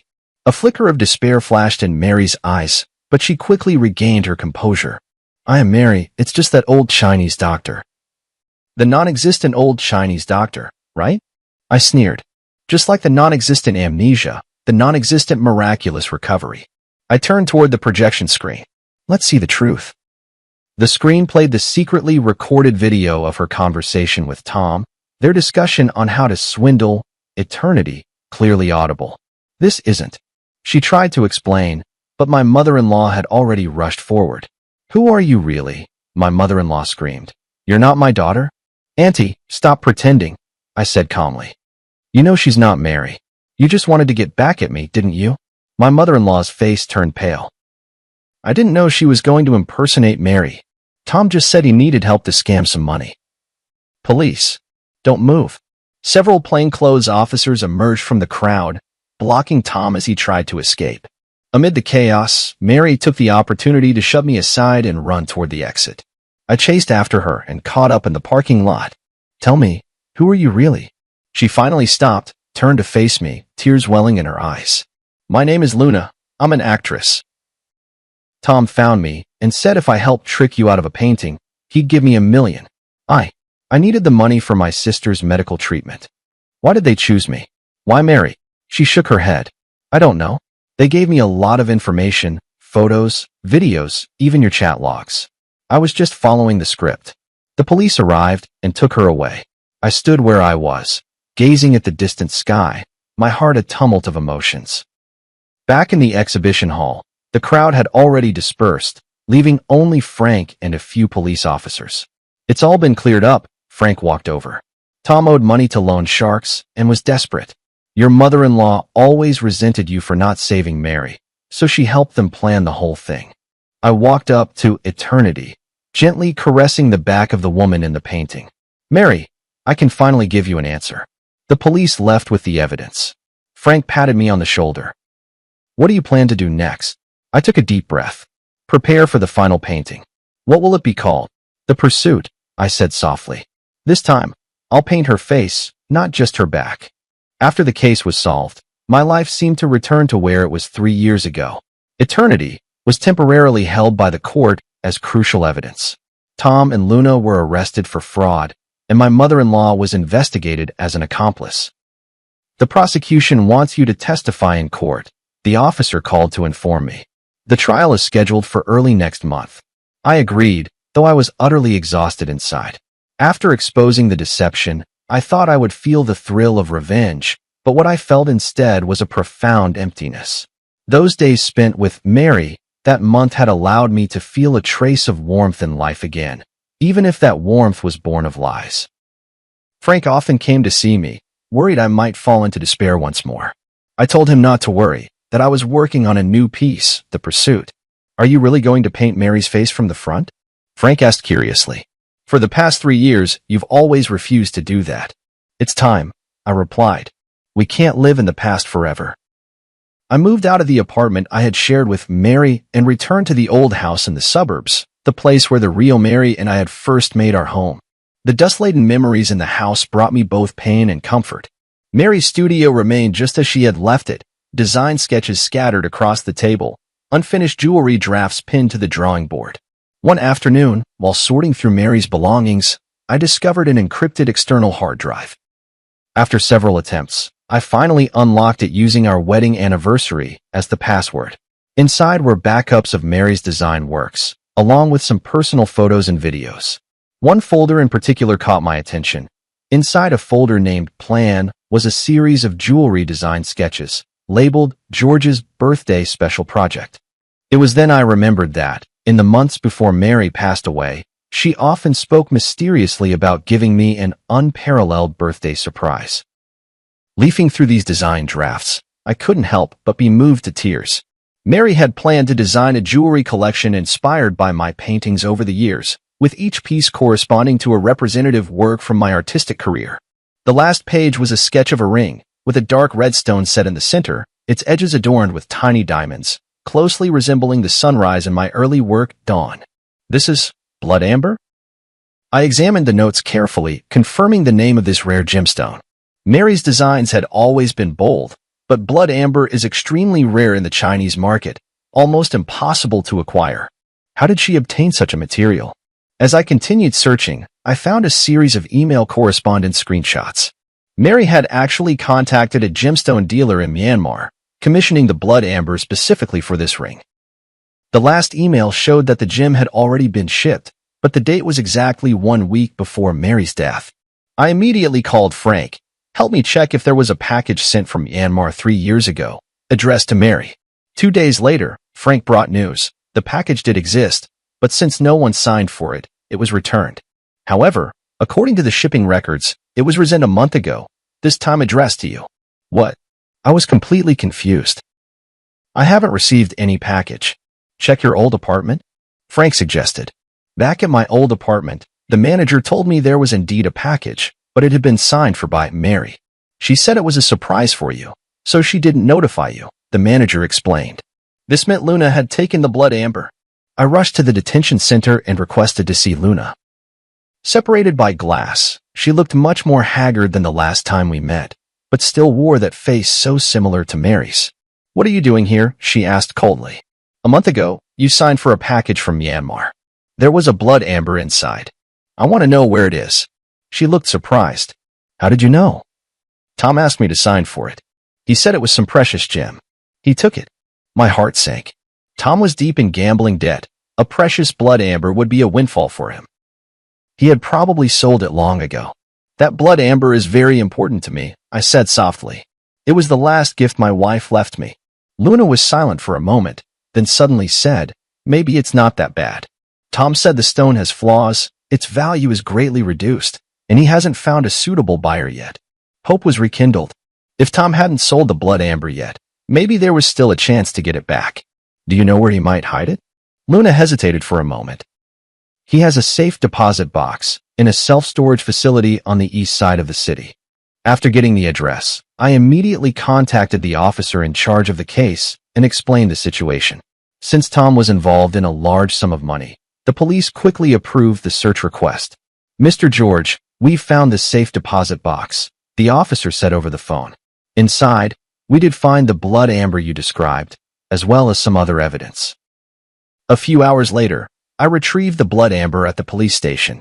It was even more beautiful than I had imagined. Within the dark red core, wisps of mist seemed to swirl, shifting strangely under the light. This was the birthday gift Mary had so carefully chosen for me, waiting for 3 years. Back home, I carefully placed the blood amber beside the canvas of The Pursuit. The painting was already more than half finished, Mary's face emerging from the blur into clarity, yet it still felt like something was missing. Watching the blood amber glimmer faintly under the light, I suddenly understood how I should complete the painting. The creation of The Pursuit entered its final stage.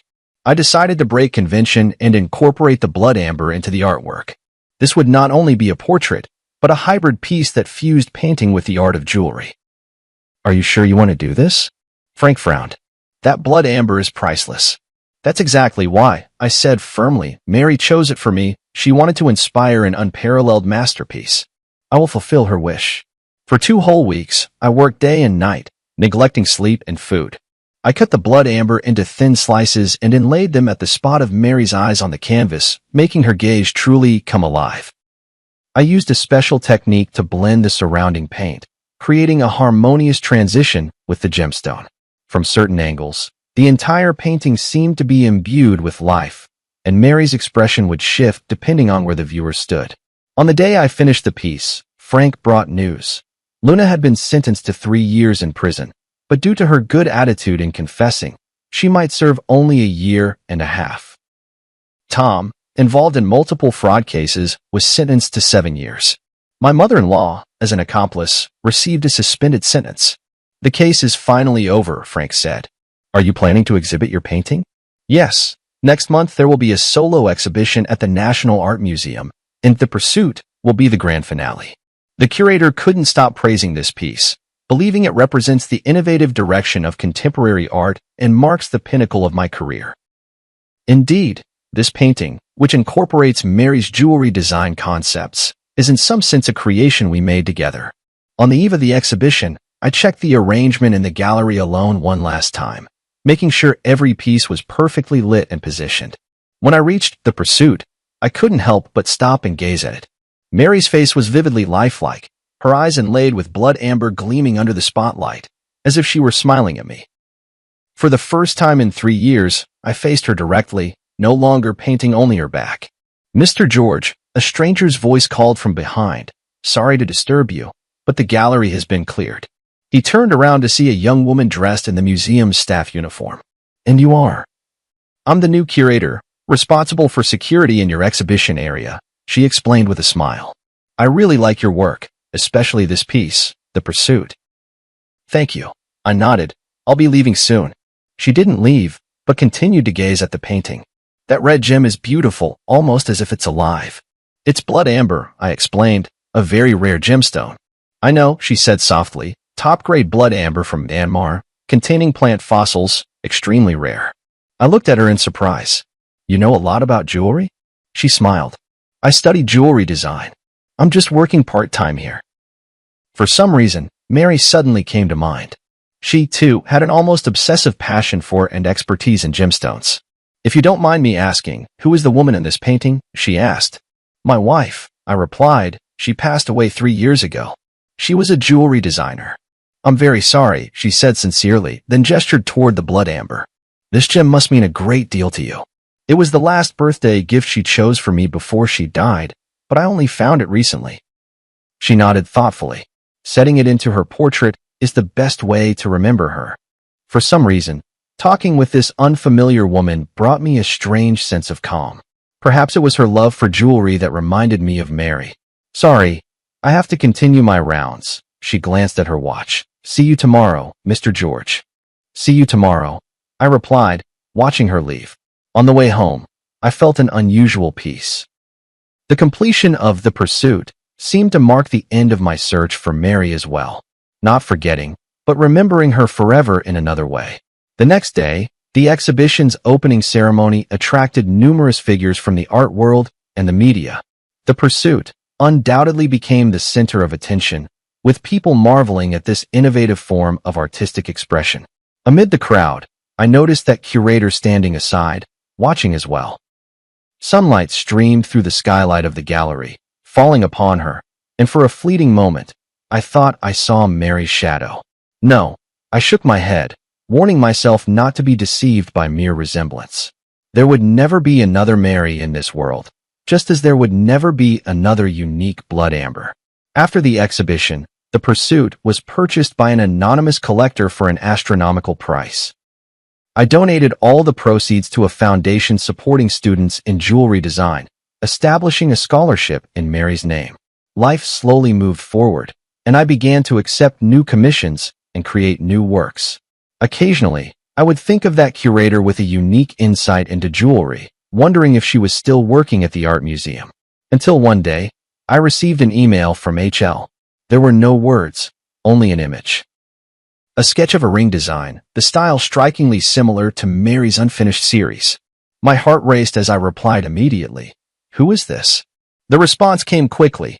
Yesterday, you brushed past me by the cafe on the street corner, but you didn't recognize me. If you want to know more, wait for me at the museum entrance at noon tomorrow. Is it that librarian? How could she have a design so reminiscent of Mary's style? Filled with anxiety and anticipation, I decided to accept the invitation and find out for myself. The next day at noon, I arrived at the art museum half an hour early. The sun was shining, and small groups of visitors were coming and going from the exhibition hall, but there was no sign of the mysterious person. Just as I began to suspect this might be some kind of prank, a faint trace of perfume drifted by, a scent unfamiliar to me, yet it inexplicably reminded me of Mary. Mr. George, thank you for coming. The voice behind me made me turn around. It was the curator. Today, she wasn't wearing her uniform, but a simple white dress, completely different from Mary's style when she was alive. Did you send the email? I asked directly. She nodded. There are some things I want to tell you, but not here. Will you come with me? We walked through the small park beside the art museum and arrived at a secluded cafe. The whole time, I kept observing her. Her mannerisms, the way she walked, none of it resembled Mary. Yet her sensitivity to detail and her focused attention gave me a strange sense of familiarity. Who are you, really? The moment we sat down, I couldn't wait to ask. My name is Nicole. She looked me straight in the eye. I'm Mary's student. This answer caught me off guard.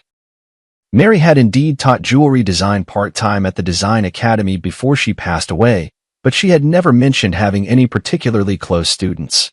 I took her advanced design class the year before she passed, Nicole explained. Her guidance benefited me for a lifetime.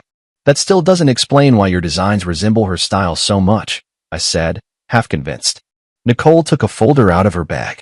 These are all notes from Ms. Nicole's class and her feedback on my work. You can look at the handwriting and confirm that it's really hers. I carefully examined the materials. It was indeed Mary's handwriting. There were even traces of the pale purple ink she habitually used. Before Ms. Nicole passed away, she was guiding me on my graduation project, Nicole continued. The theme was interwoven light and shadow, blending Eastern and Western aesthetic elements. She gave me a lot of valuable advice, and even showed me a sketch from a private project she was working on at the time. George's special birthday project? I blurted out. Nicole's eyes widened in surprise. You know about it? I only found out recently. I briefly explained the origin of the blood amber. I knew that blood amber would eventually find its way back to you, Nicole said with a smile. Nicole always said it was a destined gift. Is that why you contacted me? Because you saw the blood amber? Nicole was silent for a moment, as if choosing her words carefully. Not entirely. After Nicole passed away, I've been trying to carry on the design philosophy she taught me. Some time ago, I happened to see the news about your eternity being stolen, and then I saw someone impersonating Nicole. I thought I should tell you a few things. She took a letter out of her bag. This is the last letter Nicole gave me after class before she passed away. She said if her surprise plan went smoothly, I should show you this letter. If anything went wrong and she was gone, I should still make sure you see it. I took the envelope. It was indeed Mary's handwriting, and it read, "To my dearest husband." The envelope had already been opened. I didn't know what was in the letter at the time. I just kept it as Nicole instructed, Nicole explained. It wasn't until I saw the news that I opened it. I hope you won't blame me. I carefully took out the letter paper and unfolded it to read. Dear George, if you are reading this letter, perhaps my surprise plan has gone awry. Don't worry, it's just that the plan has changed, and the form of the gift may be different now. The blood amber I picked for you is said to be known as the Eye of Rebirth. Legend has it that looking at the world through it reveals truths that are often overlooked. I hope it can become a turning point in your artistic career, leading you to see new possibilities. All these years, your paintings have always depicted backs, as if you're afraid to face something head-on. I hope this gemstone will give you the courage to paint the front, to capture true emotions. No matter what happens, please remember, love does not disappear, it merely changes form, like this blood amber, which, after millions of years, transforms from resin into a gem, yet still shines. Forever loving you, Mary, the handwriting became a bit messy at the end, as if written in a hurry. I stroked the paper, as if I could feel Mary's emotions at that moment. "Thank you," I said, my voice choked with emotion. "This means a lot to me." "You're welcome. I'm just fulfilling Ms. Nicole's request," Nicole said with a smile. "Actually, there's one more thing I'd like to ask your help with." "What is it?" "I'd like to apply for the Mary Scholarship you established," she said, taking a design portfolio out of her bag. "This is my graduation project, combining Ms. Nicole's ideas with my own innovations." As I flipped through the portfolio, I was surprised to find that while these designs bore traces of Mary's influence, they also possessed a unique style and innovative touches. In particular, a series called Metamorphosis cleverly combined jewelry with transformable elements, allowing the pieces to change form according to the wearer's mood and occasion. "This is outstanding," I praised sincerely. "Mary would be proud of you." A hint of joy flashed in Nicole's eyes. "Really? I've always worried I couldn't live up to her expectations." "You've already moved beyond the learning stage and developed your own style." That's exactly what she hoped to see. As we talked, sunlight streamed through the window and fell on Nicole. In that moment, I seemed to understand something. When Mary spoke of love changing its form, perhaps she wasn't just referring to the blood amber, but also to her passion for art and its legacy. Luna tried to impersonate Mary by mimicking her appearance, but she could never truly replicate who she was. Nicole, on the other hand, looked nothing like Mary, yet she inherited a part of her artistic vision and spirit. Perhaps this is the true gift Mary left me, not the blood amber, but a new possibility, a path out of the past. Nicole's graduation exhibition was held in a small gallery. Though the space was modest, it was exquisitely arranged. Her works were divided into 3 series, representing the past, the present, and the future, forming a complete narrative. "This is a brilliant idea," I sincerely praised. From tradition to contemporary and then to the future, it showcases the evolution and possibilities of jewelry design. Nicole smiled and nodded.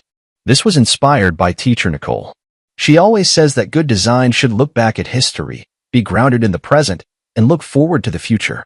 As I walked through the exhibition hall, I noticed a special display case in the corner, containing only one piece, a seemingly simple ring with a small red gemstone set in the center. "This is..."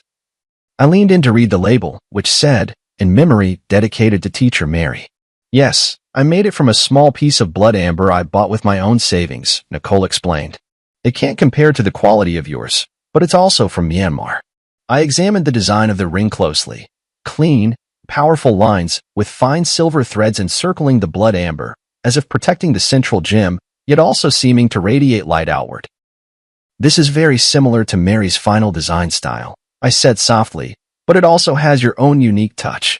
I wanted to create a piece that could both commemorate teacher Nicole and showcase my own style," Nicole explained.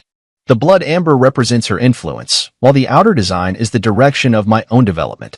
The exhibition attracted quite a few industry insiders, including some well-known figures from the jewelry design world. After viewing the exhibition, an older female designer approached Nicole and offered her an internship opportunity. I stood by, genuinely happy for Nicole. In the evening, as the exhibition was drawing to a close, Frank arrived as well. Seeing me with Nicole, he gave me a knowing smile. "New friend?" he asked me quietly. "Mary's student," I explained simply. "Very talented." Frank nodded without asking further questions. After touring the exhibition, he gave high praise to Nicole's work.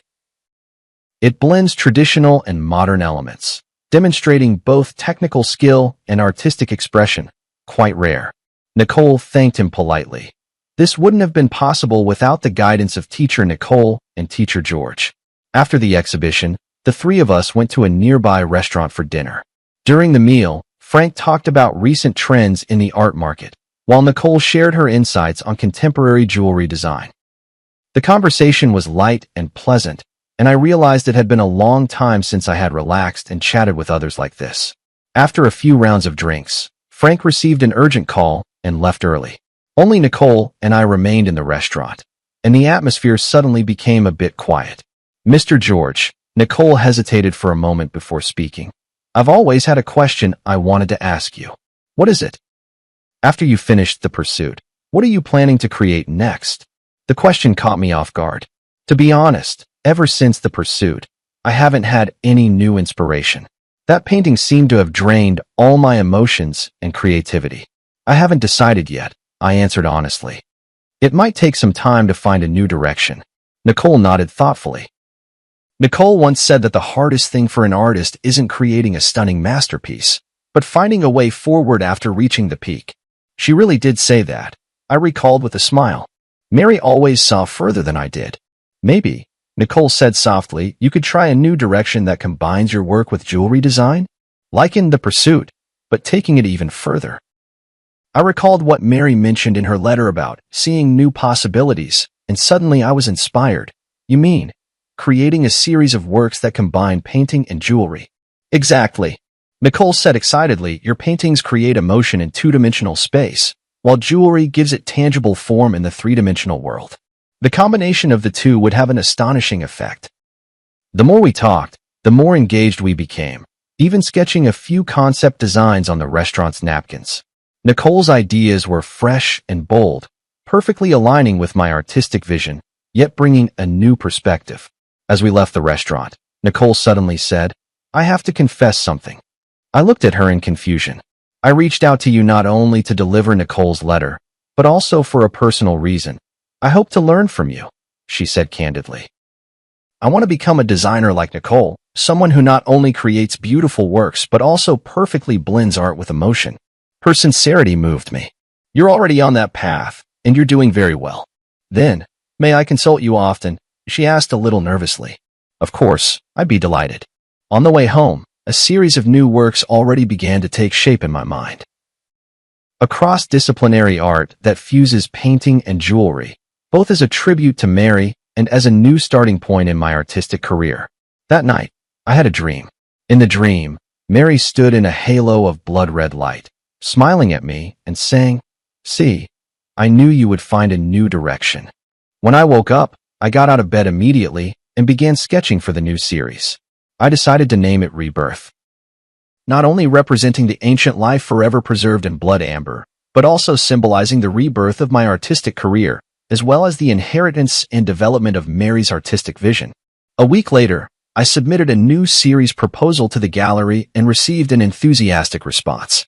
The curator even suggested holding a special exhibition themed Between Dimensions, a dialogue between painting and jewelry.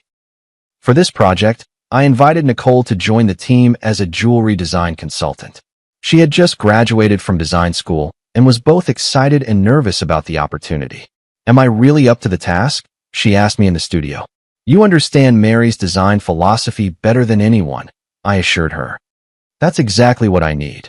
In the days that followed, we worked at a feverish pace. We created during the day and discussed at night, sometimes even working through until dawn.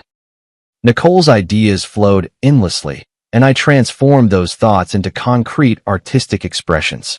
In the process, I rediscovered the pure joy of creation that I hadn't felt in a long time. One late night, when we finally finished the design for our first piece, Nicole clapped her hands excitedly. This is amazing. Teacher Nicole will definitely love it. At the mention of Mary, she suddenly realized her slip and looked at me nervously. I'm sorry, I didn't mean to. It's all right, I said with a smile. I think Mary really would like it. She always hoped I could step out of my comfort zone and try new ways of expressing myself. Nicole let out a sigh of relief, then hesitantly asked, Professor George, may I ask you a personal question? What is it? When you faced the woman impersonating Professor Nicole, how did you see through her? I mean, from the news reports, she seemed like an exact copy of Professor Nicole. I pondered for a moment. Superficial resemblance is easy to achieve, but a true personality cannot be duplicated. Mary's perception of art, her attitude toward life, the way she handled details, these were all unique. Just like a work of art, Nicole mused, no matter how perfect a replica is, it can never capture the soul of the original. Exactly. We worked through the night again, and finally established the overall framework for the Rebirth series. 7 pieces, each blending elements of painting and jewelry, together telling a story of loss and recovery, death and rebirth. As our collaboration deepened, my relationship with Nicole gradually shifted from teacher and student to partners, both mentor and friend. Sometimes, when the light traced the gentle contours of her focused profile, I would unconsciously think of Mary. But soon, I realized that this association wasn't due to any physical resemblance, but rather that same dedication and passion for art. "George, you look much more spirited lately," Frank remarked at a gathering. "It's been a while since I've seen you so full of life." "Yeah, the new project has helped me rediscover the joy of creating." "Nicole's a good girl," Frank said meaningfully. "Talented, and she really understands you." I understood his implication, but just smiled without responding. There was indeed a special understanding between Nicole and me, but it was more rooted in our shared passion for art than anything else. At least for now. The creation of the Rebirth series took 3 months, longer than expected, but the results were stunning. Each piece was a perfect fusion of painting and jewelry art, offering both the pleasure of viewing as a flat image and the discovery of three-dimensional effects brought by the jewelry elements from different angles. A week before the exhibition opened, I received an unexpected visitor, Luna. She had served her sentence and was released early. She looked much more haggard than the last time we met, but her eyes were clearer. "I came to apologize to you in person." She stood at the studio door, her voice low, "for everything I have done." I didn't respond immediately, but simply invited her in to sit down. "I know that an apology can't make up for the loss," she continued, "but I want you to know that I truly regret it." "How is your sister's illness?" I asked. She looked up in surprise. You know. I guessed. "You said you needed money for a reason, and I think that must have been true." "Yes," she nodded. "My sister's surgery was a success, and now she's fully recovered. For the past 3 years, I've been thinking about how to make up for my mistakes, even though I may never be able to." I was silent for a moment, then said, "You know, in a way, your appearance actually helped me." "What do you mean?" "It forced me to confront the past, to re-examine my memories with Mary, and ultimately to find a way forward." I pointed to the sketches of the Rebirth series on the wall and briefly explained this new project. Luna listened quietly, a look of genuine respect in her eyes. "I'm glad you were able to find a new beginning from that nightmare," she said at last. "I hope I can find my own path to rebirth as well." As she left, she handed me a small package. "These are some simple pieces of jewelry I made in prison. The craftsmanship is rough, but each one represents my remorse and blessings. I hope you can accept them." Opening the package, I found several small trinkets handmade from fine wire and colorful glass beads. Though simple, it was clear the creator had poured their heart into them. Nicole happened to come into the studio at that moment. Seeing the trinkets, she asked curiously, "What are these?" I told her about Luna's visit. "You forgave her?" Nicole was a bit surprised. "Not exactly forgiveness," I said thoughtfully. "It's more like understanding. Everyone has their own hardships and choices. What's important is how we learn and grow from our mistakes." Nicole nodded pensively, picking up a piece of jewelry to examine it closely. "The craftsmanship is rough, but the concept is ingenious. This person seems to have a talent for design." "Perhaps," I said. "Everyone has the possibility of being reborn." On the day of the exhibition opening, numerous figures from the art and jewelry worlds gathered together. The Rebirth series received unprecedented acclaim. Critics called it a model of cross-disciplinary art, and the gallery owner was overjoyed, announcing plans for a nationwide tour. In the crowd, I saw Luna. She was dressed simply, standing quietly in a corner, admiring the exhibits. Our eyes met in the air. She nodded slightly, then walked away. "Who was that?" Nicole asked, standing beside me. "Someone searching for rebirth," I replied. Nicole seemed to understand and asked no more. We stood side by side before the pursuit, watching the blood amber refract a strange light under the lamps, like the silent burning of life's flame. "Thank you," I whispered to Nicole. "Without you, this series might never have come into being."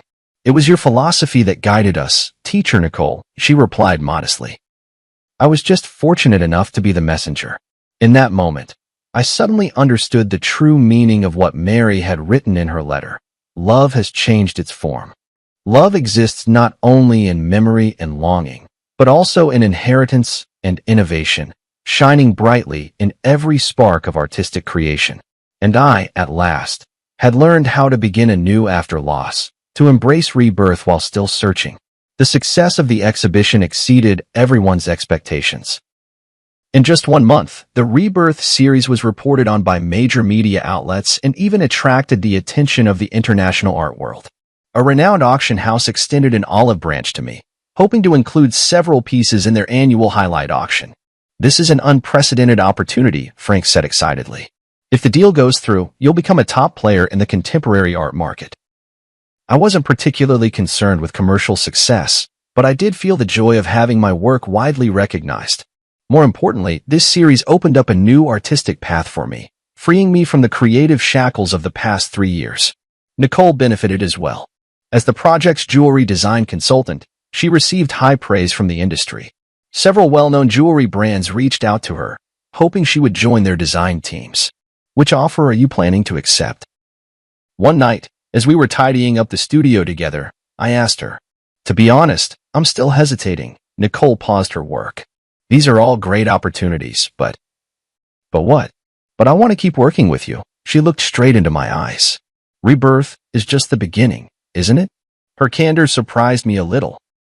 Indeed, the success of this series had opened up many new creative possibilities for us, but I wasn't sure if I should continue such a close working relationship. You should consider your own career development, I said tactfully. These opportunities are very rare for young designers. Nicole seemed to sense my hesitation and nodded gently. I understand. In the days that followed, we were both busy and rarely had the chance to talk alone. A week later, Nicole told me she had decided to accept an invitation from a French jewelry brand and would be going to Paris to work for 2 years. Congratulations, I said sincerely. It's a very good choice. Thank you, she replied with a smile, though a fleeting, elusive emotion flashed in her eyes. I think this is the best arrangement for both of us. Before Nicole left, we held a small farewell party. Frank, the curator, and a few mutual friends came. The atmosphere was warm, tinged with a hint of sadness. After a few rounds of drinks, Frank found an opportunity to pull me aside. Are you really going to just let her go like this? What do you mean? I pretended not to understand. Don't play dumb, man, Frank said bluntly. You have feelings for her. That's obvious. That's just professional rapport, I argued. Is that so? Frank looked at me meaningfully.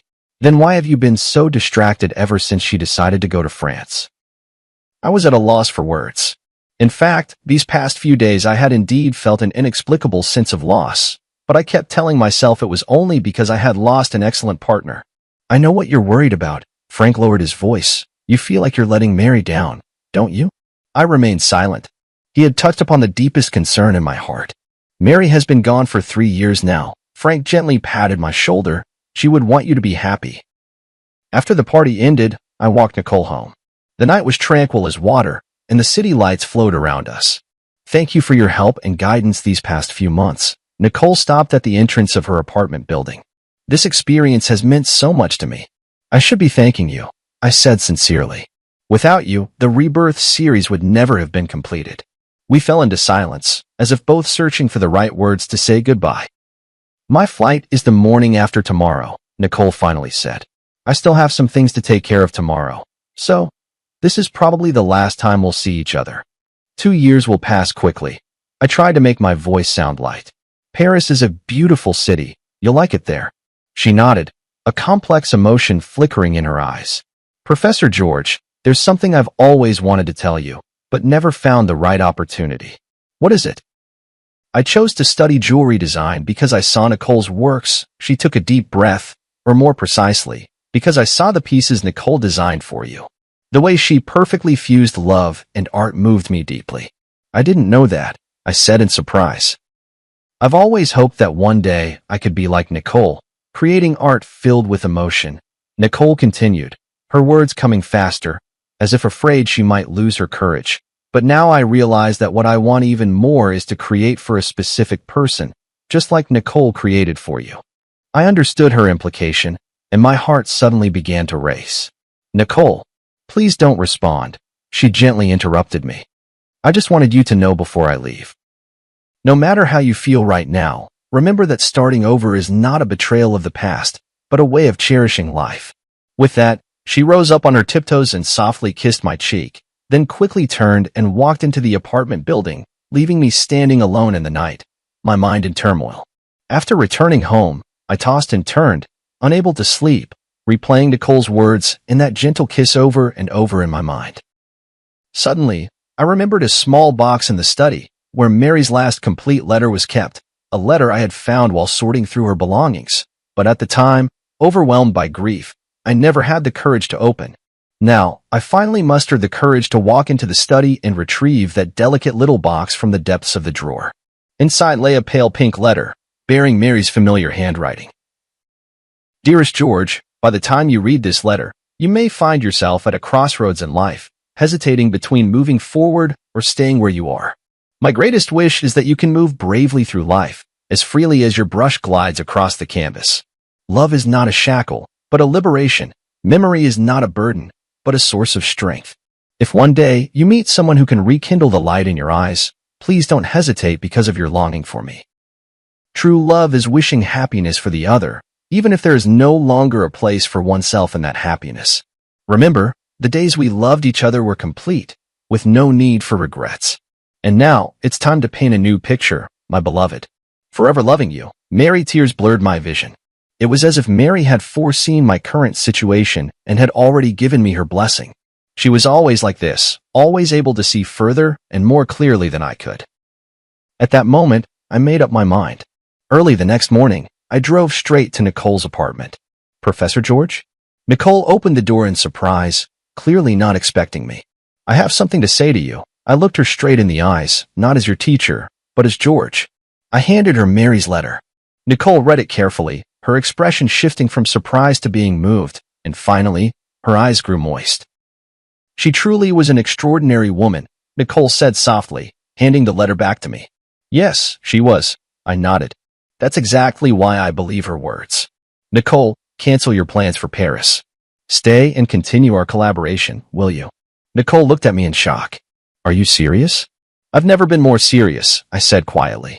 Rebirth is not just the name of an artwork, it's a possibility in life. Are you willing to explore that possibility with me? Her answer was a firm embrace, warm and real, like the first ray of sunlight after a long winter. In that moment, I felt as if Mary was somewhere, smiling down on us, blessing this new beginning. Life is like that blood amber, enduring countless ages of change and sedimentation, ultimately transforming into an eternal radiance. And I, at last, understood what true pursuit is, what true rebirth means. A year later, Nicole and I unveiled our second joint project, Interwoven, at the National Art Museum. This series was even bolder and more innovative than Rebirth, blending Eastern and Western aesthetics with various art forms. Critics hailed it as a significant breakthrough in contemporary art. At the opening ceremony, Nicole held my arm as we faced the media interviews and congratulations from the audience together. She wore a simple white dress, and around her neck was the Eye of Rebirth necklace we designed together. She completed the jewelry part based on my painting. Your collaboration seems even more in sync than your last project, a reporter asked with a suggestive smile. Nicole glanced at me, and we exchanged a smile. Yes, both in art and in life, we found the perfect balance. This indirect answer drew a round of good-natured laughter from the reporters present. My relationship with Nicole was no longer a secret, but we always kept a low profile, letting the public's attention remain focused on our artistic creations. After the exhibition, we drove out to a small hill in the countryside. There stood an ancient oak tree, beneath which Mary's ashes were laid to rest. This was the place we chose, rather than a traditional cemetery, natural, peaceful, just like Mary herself. Mary, the exhibition was a great success today, I said softly to the stone beneath the tree. Nicole's designs were admired by everyone, just as you once predicted. Nicole crouched down and placed a bouquet of white daisies in front of the stone. Teacher Nicole, I've been working hard to become the kind of designer you hoped I would be. I hope you can be proud of me. A gentle breeze stirred, and the oak's leaves rustled softly, as if it were Mary's reply. On the way back, Nicole suddenly said, I've been thinking about something. What is it? If that woman who pretended to be Ms. Nicole hadn't appeared, you might never have found the blood amber, never created the pursuit, and we might never have met. Her words made me fall into deep thought. Indeed, it was the series of events triggered by that deception that ultimately led to everything now. It feels as if, in the unseen, some force has been orchestrating it all. Perhaps that's the irony of fate, I said softly. Sometimes, the worst beginnings can lead us to the best endings. When I returned home, I received an unexpected package. Upon opening it, I found a delicate little box containing a handmade ring. Though simple, The craftsmanship had improved greatly compared to the pieces I had seen before. There was a note attached. Mr. George, thank you for your kindness and understanding a year ago, which gave me the courage to start over. Now I have found a job at a small jewelry shop, and my life is gradually getting back on track. This ring represents my gratitude, and I wish you happiness and well-being on your new path. Luna, I handed the ring to Nicole. After examining it carefully, she remarked, her skills have improved a lot. She truly has talent. Some mistakes in life shouldn't become permanent scars, I sighed. Everyone deserves a second chance. That night, we sat in the studio, discussing ideas for the next series. Nicole suddenly proposed a bold idea. I was thinking, maybe we could try connecting the different stages of our work to create a complete narrative. From eternity to quest, then to rebirth, and intertwined, they're actually different phases in a person's life journey. You mean? A complete story about loss, searching, rebirth, and integration, she explained excitedly, ultimately asking what is the most precious treasure in life. Love. I finished her sentence. No matter what form it takes. Nicole nodded, her eyes sparkling with creative fire. We could call it the forms of love, an unprecedented artistic exploration. Sounds like a long-term, ambitious project. We have time, she smiled, holding my hand. We have so much time. In that moment, I felt a powerful surge of creative inspiration, just like when I first began my artistic career years ago, filled with passion and possibility. But this time, I was not facing the blank canvas alone. 2 years later, the Forms of Love series was exhibited simultaneously in the world's 5 greatest art museums, causing an unprecedented sensation. Critics called it a milestone in contemporary art history, blending painting, sculpture, jewelry design, and other art forms to create an entirely new artistic language. The final piece of the exhibition was titled Eternal Ring, a massive circular canvas depicting every form of love in life, familial, platonic, romantic, and the love for art itself. The edge of the canvas was inlaid with gemstones of various sizes, and under certain lighting, these gems would cast light onto specific parts of the canvas, revealing another hidden layer of patterns. The centerpiece of this work is a massive blood amber. Through intricate optical design, the light it projects perfectly outlines 2 embracing figures. One is Mary, the other is Nicole, symbolizing the intersection of past and present, the fusion of memory and rebirth. On the closing day of the exhibition, in front of the Eternal Ring, I knelt on one knee and proposed to Nicole. The ring was crafted from the very blood amber Mary had once prepared for me, designed by my own hand and fashioned by the finest jeweler. This ring carries the memories of the past and the hopes for the future, I whispered softly. Nicole, will you be the eternal ring in my life? Her tears sparkled under the spotlight. I will. Amidst the cheers, I remembered what Mary once said. Love does not disappear. It merely changes its form. Yes, love does not disappear. It exists in memories, in art, in every rebirth and new beginning. It traverses time and crosses space, like that blood amber which, after millions of years, still shines, forever retaining the original warmth and brilliance of life. This is the answer I have been searching for all along. Between loss and gain, between seeking and rebirth, love remains constant, only appearing in different forms along the journey of life. And all we need to do is bravely accept this gift, no matter how it comes to us. On the day of the wedding, the sky was a clear, washed blue. Beneath the ancient oak tree that had watched over Mary, we exchanged our vows. A gentle breeze stirred, making the leaves whisper as if blessings were drifting in from another world. No matter when or where, Nicole said softly, we'll always remember that it was she who brought us together. Yes, I squeezed her hand, and we will always cherish this gift. In the brilliant sunlight, the blood amber ring gleamed, radiant as life itself, enduring the passage of time, yet still shining bright.